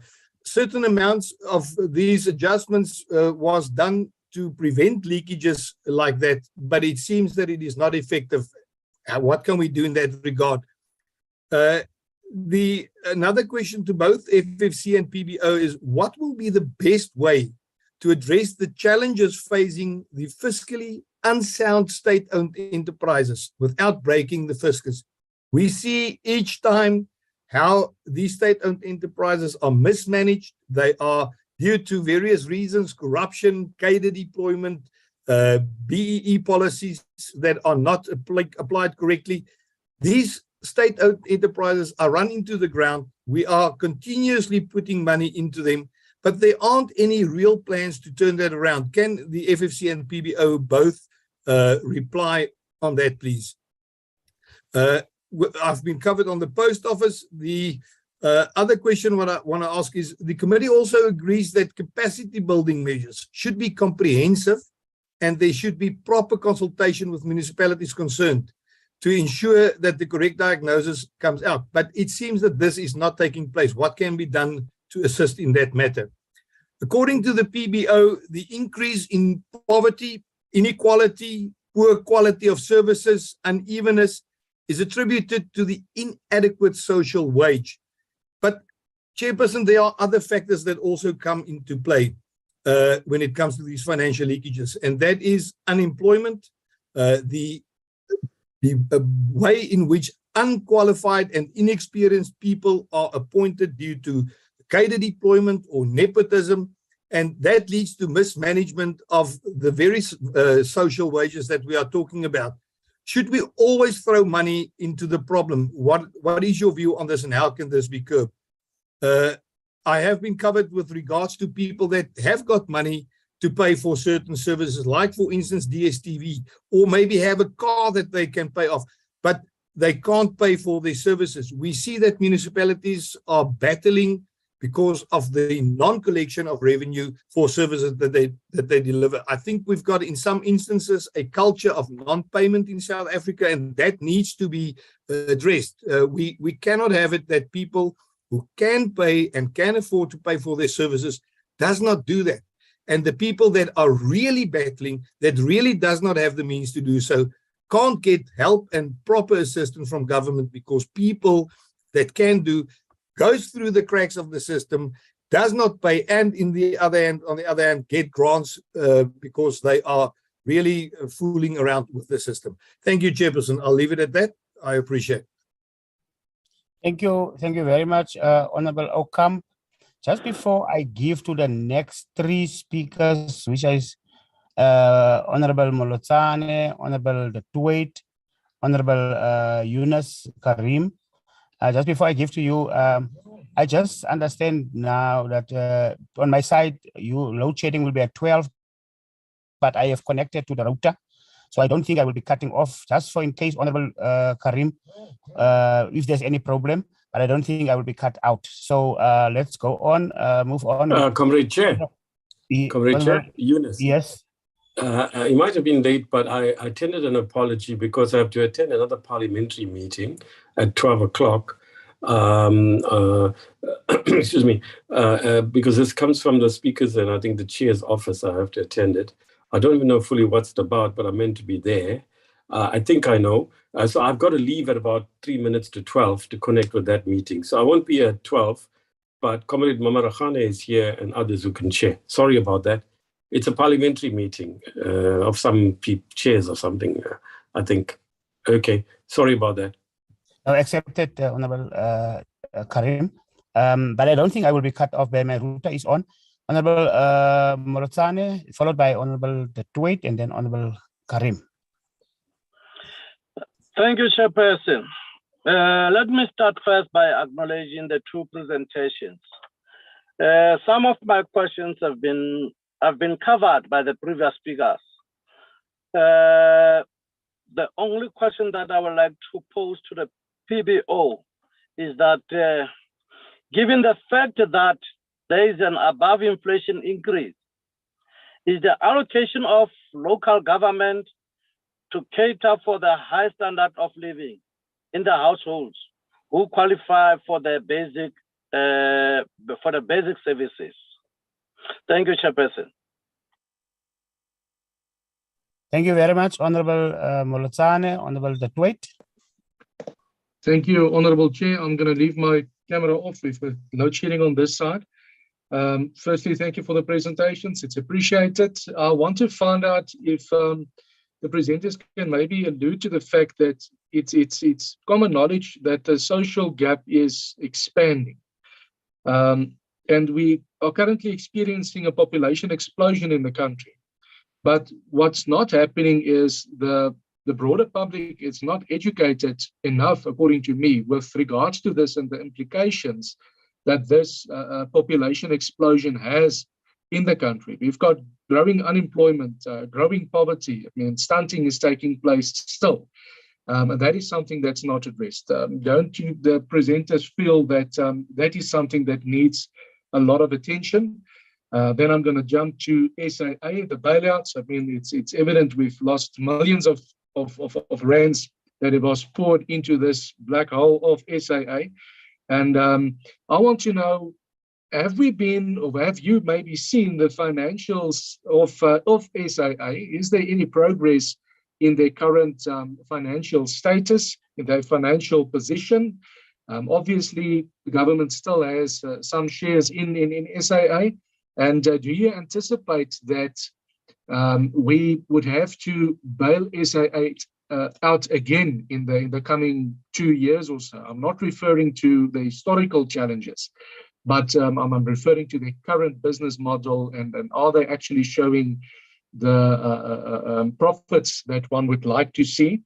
And then with regards to the other SOEs that we never talk about, that are definitely, their books are not up to scratch. I mean, only the Development Bank of South Africa was able to provide a clear set of books. Do you anticipate that some of the other 700 SOEs might be knocking on government's door for bailouts in the next year or two? And if yes, about how many? Thank you, Chair. That's all from me at this stage. Thank you very much, Honorable Tuwait. The last speaker will be Honorable Karim. Just the hands, you can take down the hands. Honorable Karim. Yeah, okay, thank you. I don't have much to say. Firstly, a question about SAA. I think others have already put questions, which I think need to be answered. But I'm not sure how this amount allocated is sufficient for SAA. Whether it's sufficient, what will it mean? It does seem small compared to what I read in the media is required. And obviously, it's complicated by a lack of understanding on our part. The Public Enterprises Committee will know more about what it is in respect of this deal that is complicating the situation. And also, it seems like the money that's meant to come from the side of the purchaser hasn't come, and then it gets confused. You don't know what's going on. So I think there needs to be greater clarity on that, certainly. Secondly, yeah, I agree with Dennis. I think we all agree there's a water crisis. And I think we all agree that more money should be given, and something we should say in our report. But obviously, we have to balance that against other basic needs. But clearly, water is a preeminent priority. In respect of the local government model, I agree. I was there. I chaired the committee from 1998, just after the white paper was finished. Now, to be fair to the experts, they did a lot of work. A lot of them were university experts and international experts that looked at the formula for the equitable share. Sorry, that means I must go. And the local government model and finances.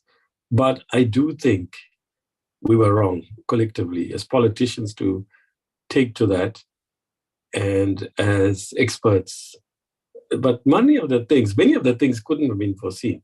So I don't think it's completely the failure of the model. It's also the failure of the politicians and the CFOs and the MMs and the senior officials to manage whatever money they have in a way that's delivering services in a productive way. Instead, we've got mismanagement, corruption, lack of direction, lack of skills, and the stuff we've been talking about for years now, but not making much progress on. You know, I agree with the suggestion that we should discuss these documents more. But even more, colleagues, I feel that, oh, please, I have to exit because this is the co-chair wanting me in there. So it's fine. I've got nothing new to say, except we need more action. Can you please excuse me? This is a parliamentary meeting I'm supposed to be at, and I think there's some discussion we have to have before that.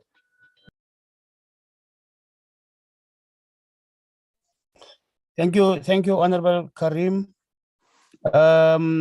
let me quickly just have one also from my side. Is my question will be according to FFC and PBO, what will be the best way to address the challenges facing fiscally unsound SOEs without breaking the fiscus? That is my one question. And then the second one is, according to PBO, the non-payment of services is due to poverty and not on the unwillingness to pay by households. And that might be true to some extent. But what is your view about households who can afford to pay for DSTV, which is an entertainment, but unable to pay for the basic services such as electricity, hence the illegal connections? That is the two questions, will be the two questions from my side. And then without delaying, I will then give over to PBO and FSP. Honorable Rider. Sorry, Chair. Just noting that I had left something expecting either one of the two chairs to pick it up. If I can just have a second bite, if I can do that. I note that with them not commenting, we've a little bit ahead of timing schedule. Continue, Honorable Rider. Thank you very much, Chair.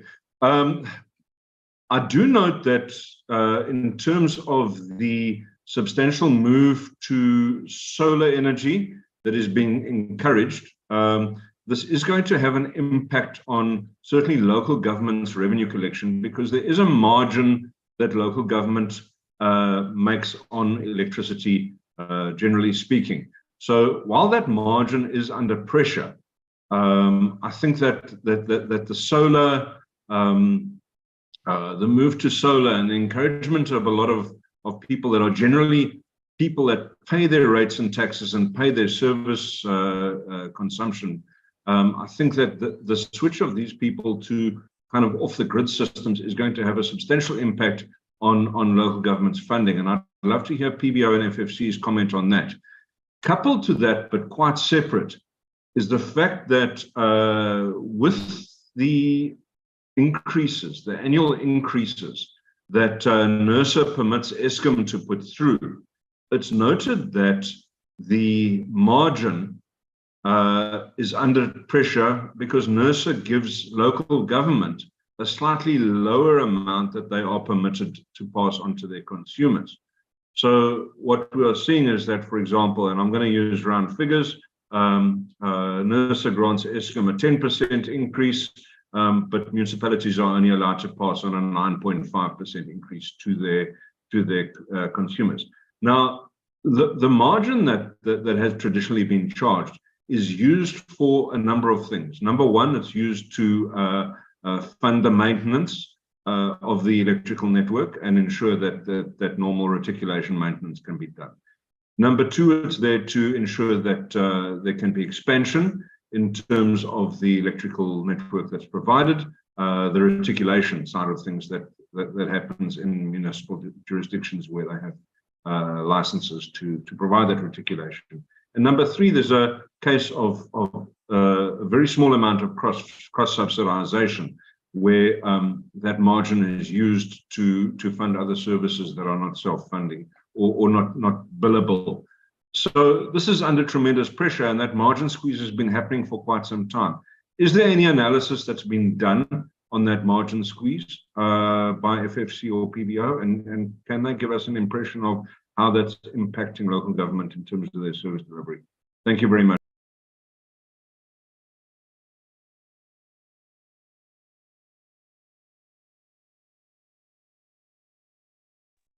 Noting that it's just gone over to 12 o'clock, and without assuming the role of the chair, I think that the chair had already indicated the next step would be for FFC and then PBO to respond.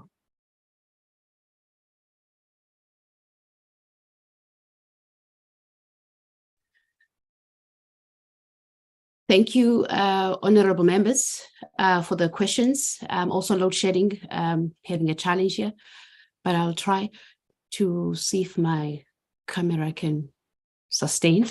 Thank you so much, honorable members, for all the questions and the deliberations on this matter. I just want to comment on two issues on my side, and then I'll ask the research team as well as the commissioners who are on the platform to make their own comments. With regards to the state-owned entities, Honorable Ryder and others, we know that the national debt and SOEs remain glaring constraints to growth and a risk to fiscal sustainability. Debt service cost is the fastest growing expenditure line item, and each successive bailout worsens the problem. So the detrimental effect of debt service cost crowding out social programs could actually lead to a total collapse of basic services and service delivery. And this is a reality that we need to face as a possibility, because funds which are intended for core spending will be diverted to service the debt. So SOEs in this regard then pose a huge risk. I think we have been quite clear as FFC in this regard. And then with regards to the municipalities, a lot of the honorable members have expressed their views, which we welcome, and we are also in alignment with those views. My view is that those who are implementing the budget that Parliament and this forum implements should actually shoulder greater responsibility to ensure that these allocations find expression in better and quality service delivery on the ground, that the service delivery architecture on the ground actually is improved because of these allocations. So it's no use for us as FFC, as PBO, and as Parliament making budget allocations to municipalities that are dysfunctional and to national departments that cannot disperse relief funds that are earmarked for the poorest of the poor. So it just means that the problem is not about the money. The problem is about state capacity to deliver. So this is actually a more daunting problem, because it cannot just be resolved through the budgeting process itself. It needs to be addressed in a far more deeper way. So the budgeting process in this instance, yes, does achieve its aims, but on the ground, do those services reach the people that are supposed to benefit from them? I think that is the key issue, and whether there is state capacity at local and provincial government, even at national government, to actually disperse these funds effectively. I would like to find out if Commissioner Mokadi is on the platform. He might have a comment. Then after him, I would like to hand over to the head of research.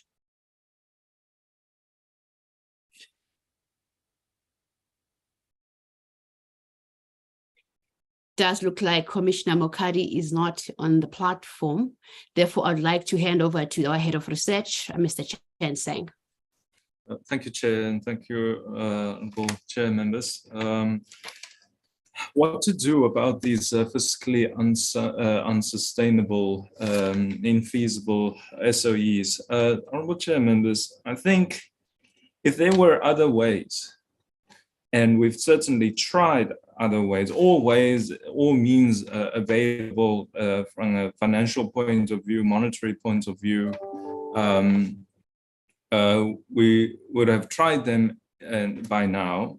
And that it seems to me that it ultimately comes down to failure, and that means that the only means available, or the option for us now, is, as I say, it's to reinvent, and reinvent is also therefore a need for termination and restructuring. It's going to be painful, but I think it would be more painful if we keep trying the same thing that we know and have the empirical evidence thereof to know that it hasn't worked.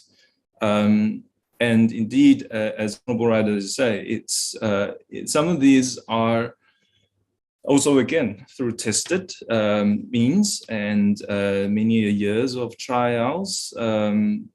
It's an issue of obsolete business models and of these SOEs and functions to some extent. Specifically on some of the, and that's why we keep emphasizing on the sectoral nature, the specificity of these SOEs in terms of their functions and what is the public goods and services that it's delivering and the roles and functions that it plays for the larger economy. And the world and economy has moved and evolved. And these business models, and I mean operational models, not even to the point of financial and so forth, because financial, it's more of an outcome. It's a sign, a signal of the operations. So I think at this point the only way forward is about restructuring. This goes in line with what Honorable Ockham and others have asked about the best way to address SOEs. In terms of I want to get to the points about this culture of non-payment, because this one is quite tricky in a sense and quite nuanced. It's not all just somebody or households, not wanting to pay, because we all try to save some money, but it's also one from a public sector perspective and government perspective. It's important to know the chain, the value chain of this. So just to remind Honorable Chairmen ourselves about the chain is there's generation for bulk purchases of the basic goods or in services of electricity, for example, by municipalities. Then municipalities reticulate these bulk services into services, basic services for households. So if there is no generation, then there is nothing to reticulate. There's nothing to purchase and there's no margin to be had by municipalities. And of course, without services, there's nothing to collect with. So there is issues. I think, yes, we can say that there are household individual behaviors, sort of the microeconomic behaviors of purchase, of buying DSTV as opposed to buying, say, water or electricity. But a bigger question, I think, and to be fair on the households and people of South Africa, and where us as government need to consider, ought to consider, and of course Parliament has oversight of the government, is that did the public sector ensure that there are these services accessible to the public as per the words in the Constitution? So the question, so I just want to highlight that before it runs into just a simply culture of non-payments. Sure, there are, there are certain instances of malice and abuse of systems in terms of this culture of non-payments, but one has to also realize that whilst that is a possibility, and we certainly will have to establish, and there are established enforcement and mechanisms towards, but we have to also make sure that we are providing as governments, as public sector, what we should and must in terms of the Constitution. A social wage is definitely widening in terms of the increasing disparity. because, as my chairperson correctly said, some of it and most of it actually is being diverted. And more also, with that, it's also eroded by implementation failures. And SOE is one of those arms that has been the funds and the resources that's supposed to have gone into social wage and facing the danger of being diverted into that. And in turn, therefore, exposures, Honorable Chairman, is how much? So according to, it's not in this particular slide, but we did present as FFC on the, in terms of the government guarantee exposures. So exposures is the actual money or guarantees being utilized by the, by entities because they have faced, shall we say, cash a shortage of cash. And that's why they call a exposure. And that is about close to about 400 billion for that. Of course, the biggest chunk would go to ESCOM for 337.8 billion. And so that, where we think about exposure, it's more than likely, and especially given the historical trend of it, it's more than likely that that trend will continue. The next big one would be, for example, Senrail, who has exposed about 28 billion, and then it's Transnet, about 8.7 billion. The list goes on, and that is. If you look at the past 3 years, those have been the similar fluctuation, roughly the figures. And so that therefore going forward in terms of the medium term, that is the exposure, and also entities that will be coming, knocking on our door for money. I think that is overall. Of course, I want to end off with the last response regarding what does it mean really at the macro level for these bailouts and a persistent failure of the SOEs. I think for this committee and also all oversight bodies is may the committee consider the long-term, the forward consequences of these SOEs continue to fail, because then the spotlight is going to start shining on the issue of oversights on Parliament. And I think without us laboring this issue, it has started to sort of start shifting the focus. Yes, these are supposed to have been executed by the executive authority, meaning the executive branch of government, departments, ministers, cabinets. But if that has not worked, then accountability demands that the next line, the oversight body, must be or be held to question. Thank you, Chair. That's our submission in response and to this submission. Thank you, Chair. Thank you. I am back. Who are sharing? Oh, okay. It's fine. Can we take, thanks, Honorable Njatu will be assisting each other. I'm not even confident with my connectivity. Over to PBO. Thank you, Honorable Chair. My director sends his apologies. He had to go off to another meeting, so I'll try and manage the PBO response, and we'll be asking my colleagues to come in soon. I just want to thank the members, honorable members, for the questions and their comments, and I think those have been really valuable. And I agree that a lot of these issues, both from FFC and from PBO, need to be unpacked and discussed more.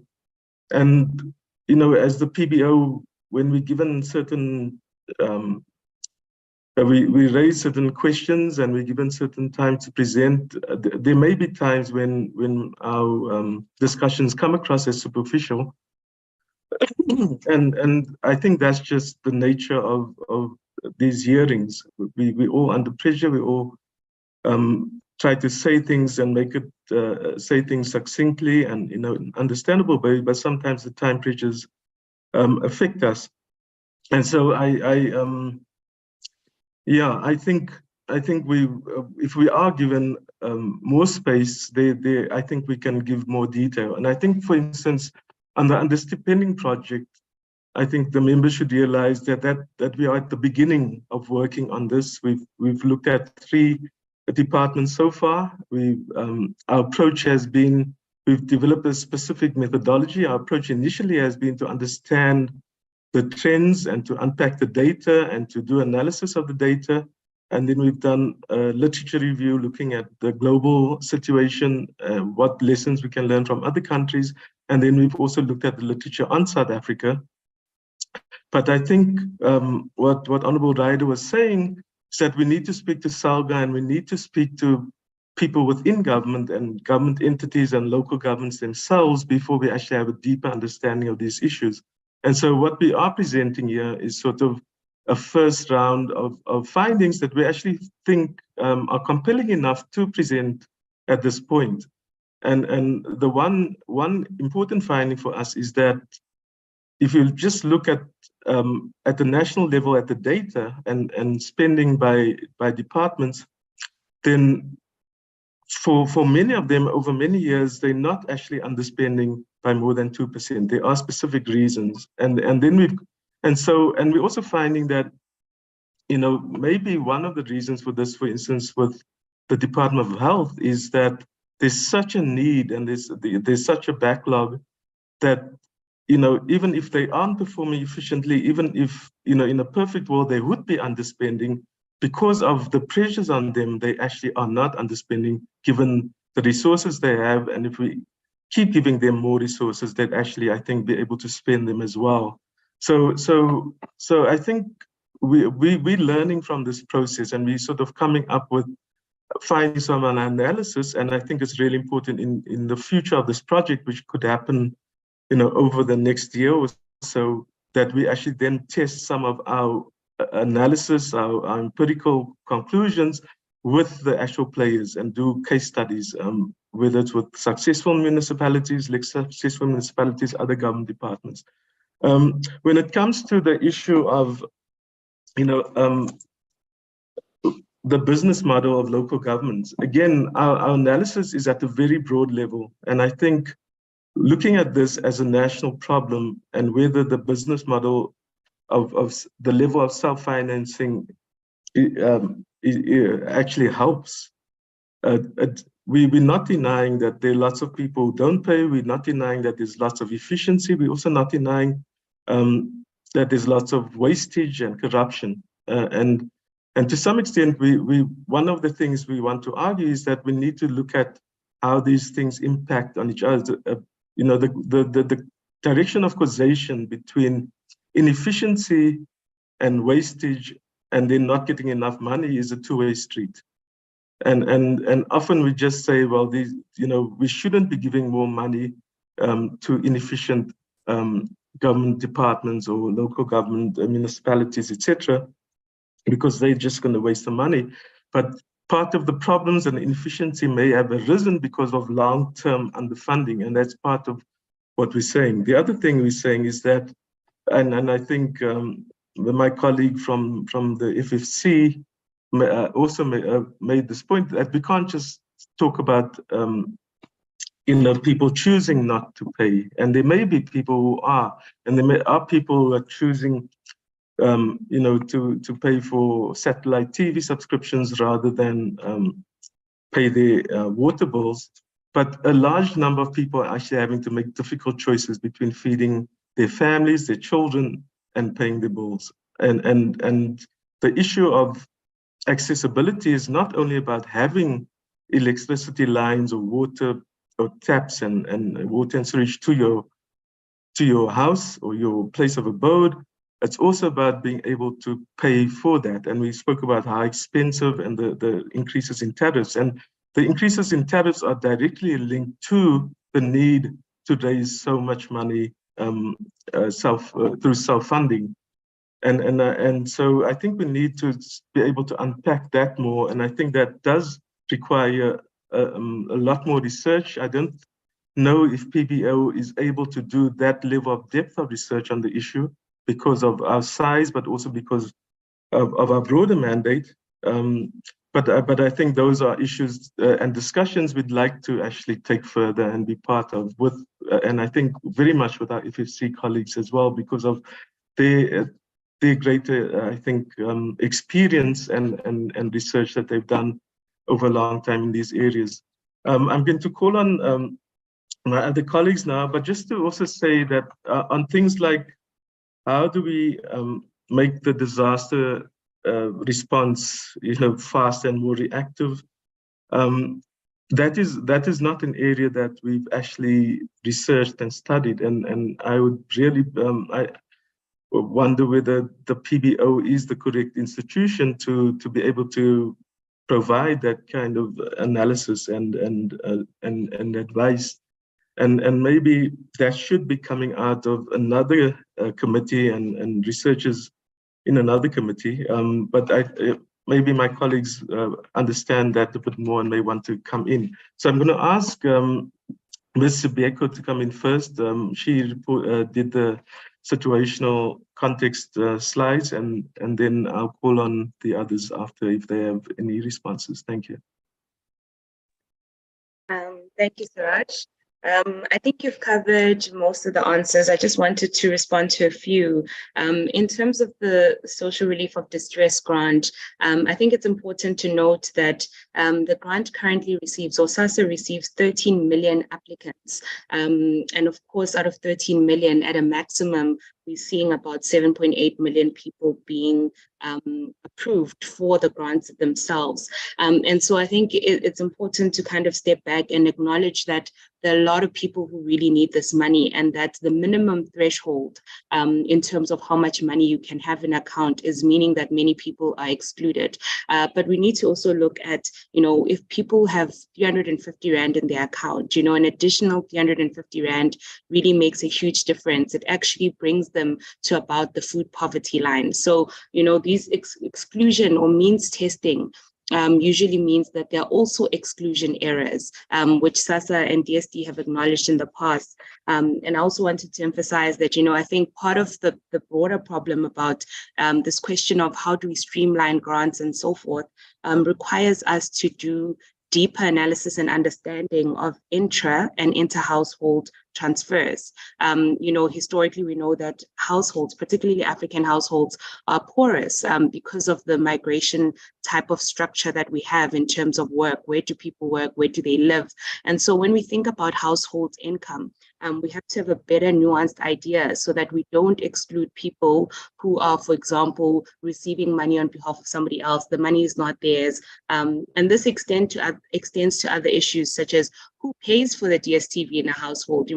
So we kind of have to expand our understanding to better deal or to better adequately provide for these people or the majority of South Africans. We have to think more deeply about what do the intra-household transfers look like. And in terms of understanding, I just wanted to add to what Siraj has already said, to say that in terms of our method, we really only looked at national and provincial. And so we don't have a direct response in terms of the local government sphere.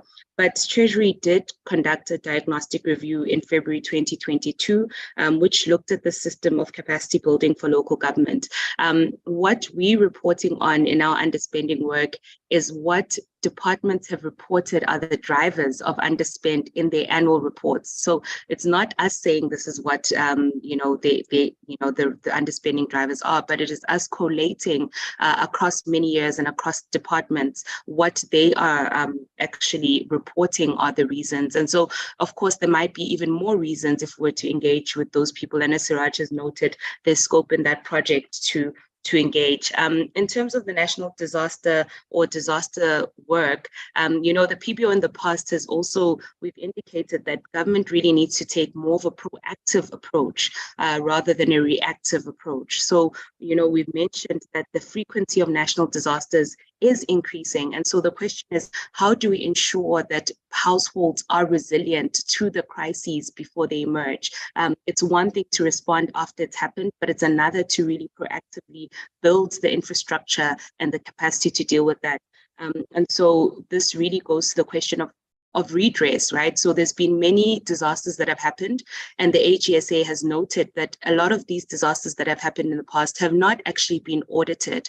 And so what that means is that there's a backlog that we actually don't know the size of, because these issues haven't been dealt with in the past. And so part of the proactive approach really has to take into account the backlog that already exists, and then to build further onto that. And just to, in terms of, there was a question around whether the above increases at local government, deal with sort of the needs, and to say that, it's a question of redress. If we increase expenditure now after a long time of not adequately investing at the local government level, it means that the slight increase, it's really slight, is not significant enough to really deal with the backlog again of redress that we see at the local government level. And then there was a last question about population growth. I think this is why it's important that we do analysis on real per capita analysis, right? To understand what are we spending per person in real terms over time, which is the PBO analysis that has been provided here. And just to let members know, South Africa's actually had a decline in fertility rates over time. And so, our population growth in 2016-17 was about 1.6%, but we're now at about 1.06%. So COVID has had its impact.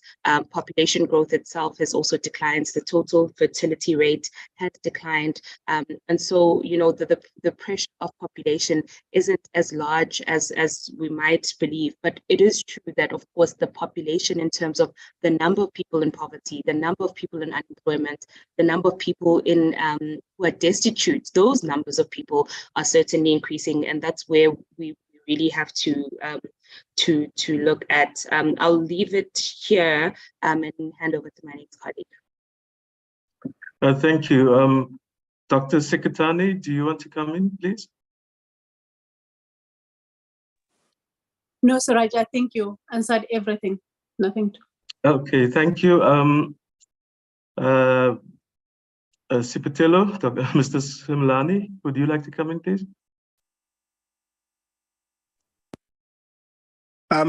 Dr. Suraj, I think you also covered quite a lot of ground in the slide that I presented. But one thing maybe I can note is that the unsatisfactory by the Honorable Driver, we take it positively that this project was meant also to stimulate the discussions around the underspending. So I think this is what we need to continue involve or engage the stakeholders that are at play or that are involved in the underspending project. Thank you so much. Thank you very much. And finally, Chepo, do you have anything to add? I think I'm covered on my side. Thank you very much, Suraj. I think you made the point. I wanted to come in on the question that was raised about what are the drivers in terms of the inability to pay for services and poverty. And to make the point that I think in the presentation, we were mainly specifically referring to indigent households who do not have the resources to pay. And as Busi outlined in her presentation, the mere fact that a number of these households, indigent households, have not been able to access these free basic services because of the inefficiencies in terms of the systems that allow us to identify these particular households. And to say that it's also linked to the issue around the inadequacy in terms of data with issues around the general household survey as well. That's as I indicated in terms from a lack of funding point of view, that if we don't have these statistics, it means that from a policy implementation and in terms of identifying these households, we'll always have gaps there. Thank you very much. Thank you very much. If I have a minute left, Chair, with your permission, I'd just like to say something about the SOEs. And I think very good points are made by honourable members and by the FFC about the need for new business models and looking at how things have changed and the need to update that. And I think, when it comes to Eskom, we all know it's working on a 150-year-old utility model, and that there's a move towards a much more modular approach, and the prices of renewables have come down, and in South Africa and even our neighbors to the north of us, are some of the richest spaces in the world for solar and wind. And I think in the future, we're going to be being looked more and more towards our ability to actually harvest those renewable resources. And so I think we would have to take, I think, a bigger picture view on the power utilities, but also I think in terms of water, the reticulation and storage of water, the fact that there hasn't been adequate maintenance of pipes and storage facilities, etc., and the importance of that. I think I agree with both what Mr. Ryder and Mr. Karim was saying, and I think in the future PBO will be carrying out more research beyond just. I think we've done a lot on Eskom, but we need to actually look into all the others, and the contingent liabilities, the needs for funding, the question of whether what the PFMA says about SOEs and them having to be profitable and to be able to invest based on their balance sheets, whether within the current framework and given the polycrisis we're facing as a world, whether those are that is still realistic. So we can't, I think, get into that in much more detail, and we've taken up a lot of your time. So honourable members, honourable chair, thank you very much for giving us this space. Thank you very much, Team PBO and Team FFC. Very progressive according to Honourable Ryder and the members. And also coming from the side of myself, the chairperson, I'm very impressed with the responses that we have received. I think they will help us. They will take us somewhere. We are, raising these questions because each time we engage, things are said, the presentations, and also consultation with the public. There are things that are being intrigued, and when you come to engage with us, we come to this platform, you really become useful and resourceful to us. We get empowered. We want to take this. I want to take this opportunity on behalf of the committee to really appreciate the engagement. I think they will take us forward and enrich our report, our conclusions, our recommendations to the House to make sure that we resolve on these matters to better the lives of the citizens of South Africa. I would like to take this opportunity to allow PBO and FFC to step off the platform, and thank you very much, as we are now going to deal with in-house matters. Thank you very much, colleagues. Thank you so much. Well. Take care. Thank you, Chair. Thank you. Goodbye. Chairperson FFC, I'm still waiting.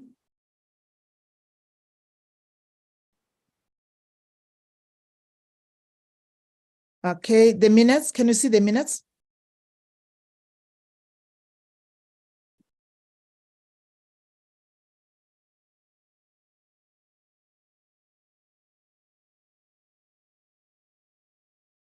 The minutes Yes, Chairperson, I'm with you, Chairperson. I'm uploading them now. I just want to clean my document. I opened a lot of documents, so I just want to close them. Okay.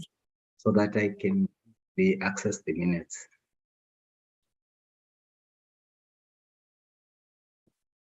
Feb.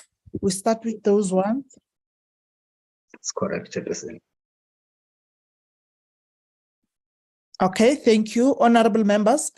I know you have received the minutes and we'll go as usual. If there's anything that you have not communicated to the secretariat after going through the minutes, you can stop us. We're on page 1, attendees. On page 2, continuation of attendees. Page 3.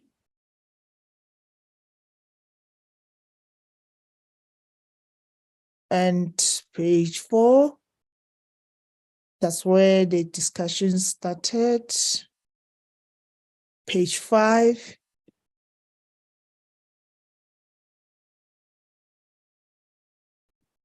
Page 6, honorable members.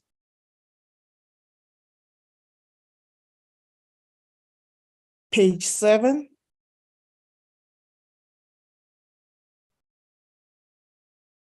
Page 8.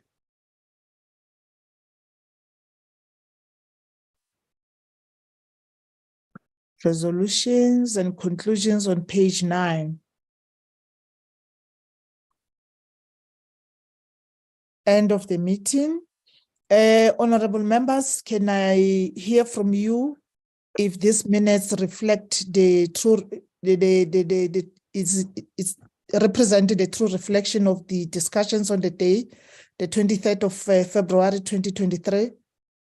Can I get a mover for the adoption, please?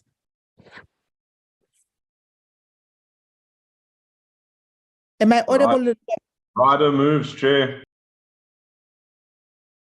Or is that Honorable Ryder? That's correct, Chairperson. Thank Just you. right. Thank you. Can I get a seconder?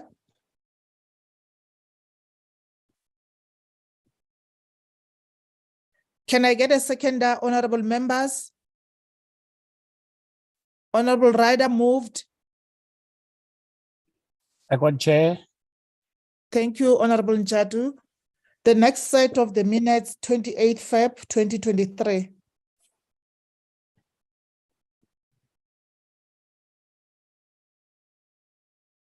There are 2 sets of minutes for the 28th, Chairperson. We'll start with the follow-up engagement with the minister. And the last set, which is the second set for the 28th, is the briefing by PBO. Okay, apart from the one of the 8th. Okay. Let's move. Page 1. Page 2.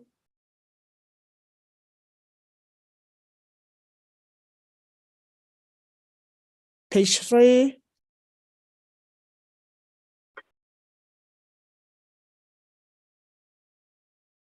Page 4.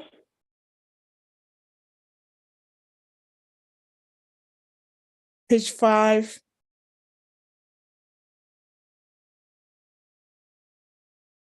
Page 6. Page 7.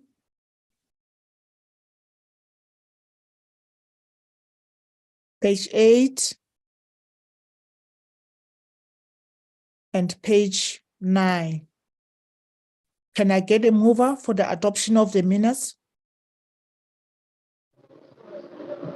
Thank you, Chair. I move. Mama Rakhani. Thank you, Honorable Mama Rakhani moving. A second up, please.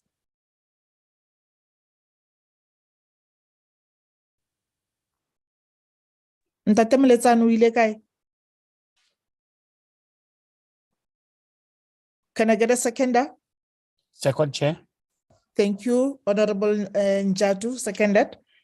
The next set of the minutes on the same date.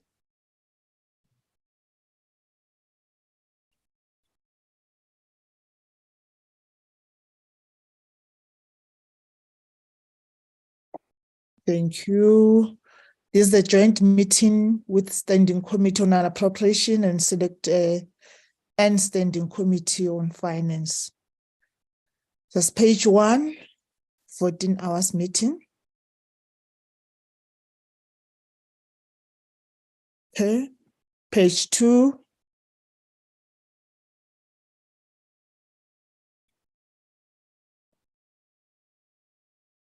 Page 3. Page 4. Page 5.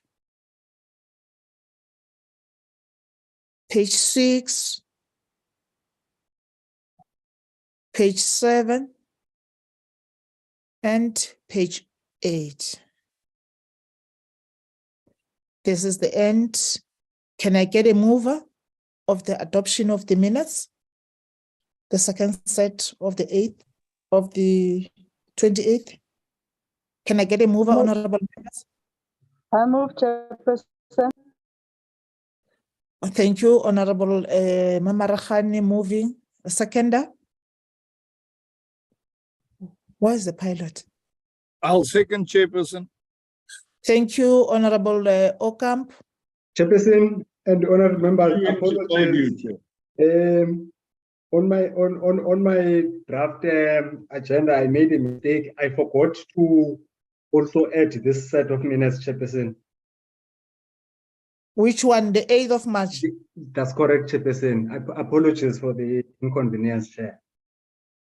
It is there, the 8th of March. I've seen it there.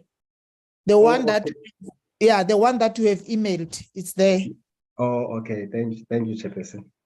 I only mentioned the three when you asked about them earlier on. Okay, okay. Okay, can we move from that page? That is page 1. Page 2. Page 3. Page 4.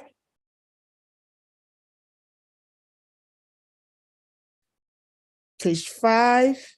Let's go.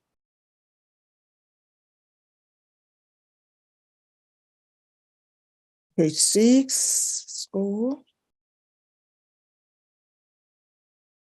Page 7. Let's go.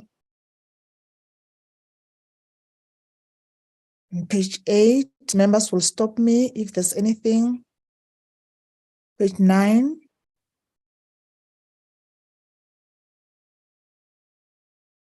Page 10.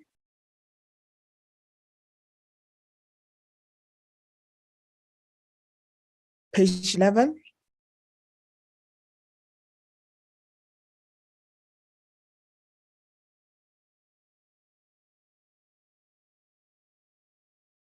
And the end of the meeting, the last part there. Can I get a mover for the adoption of the minutes? I move, Chair. Thank you. Is that Honorable Detroit? That's correct, Chair. Thank you very much, Honorable Detroit. Can I get a seconder? I second, Chairperson. Thank you, Honorable Mamarakhane. All minutes now have been adopted, and we are now on item number 6, which is the last item of the day. I will take this opportunity, honorable members. Am I audible? Yes, Okay. Thank you very much, honorable members.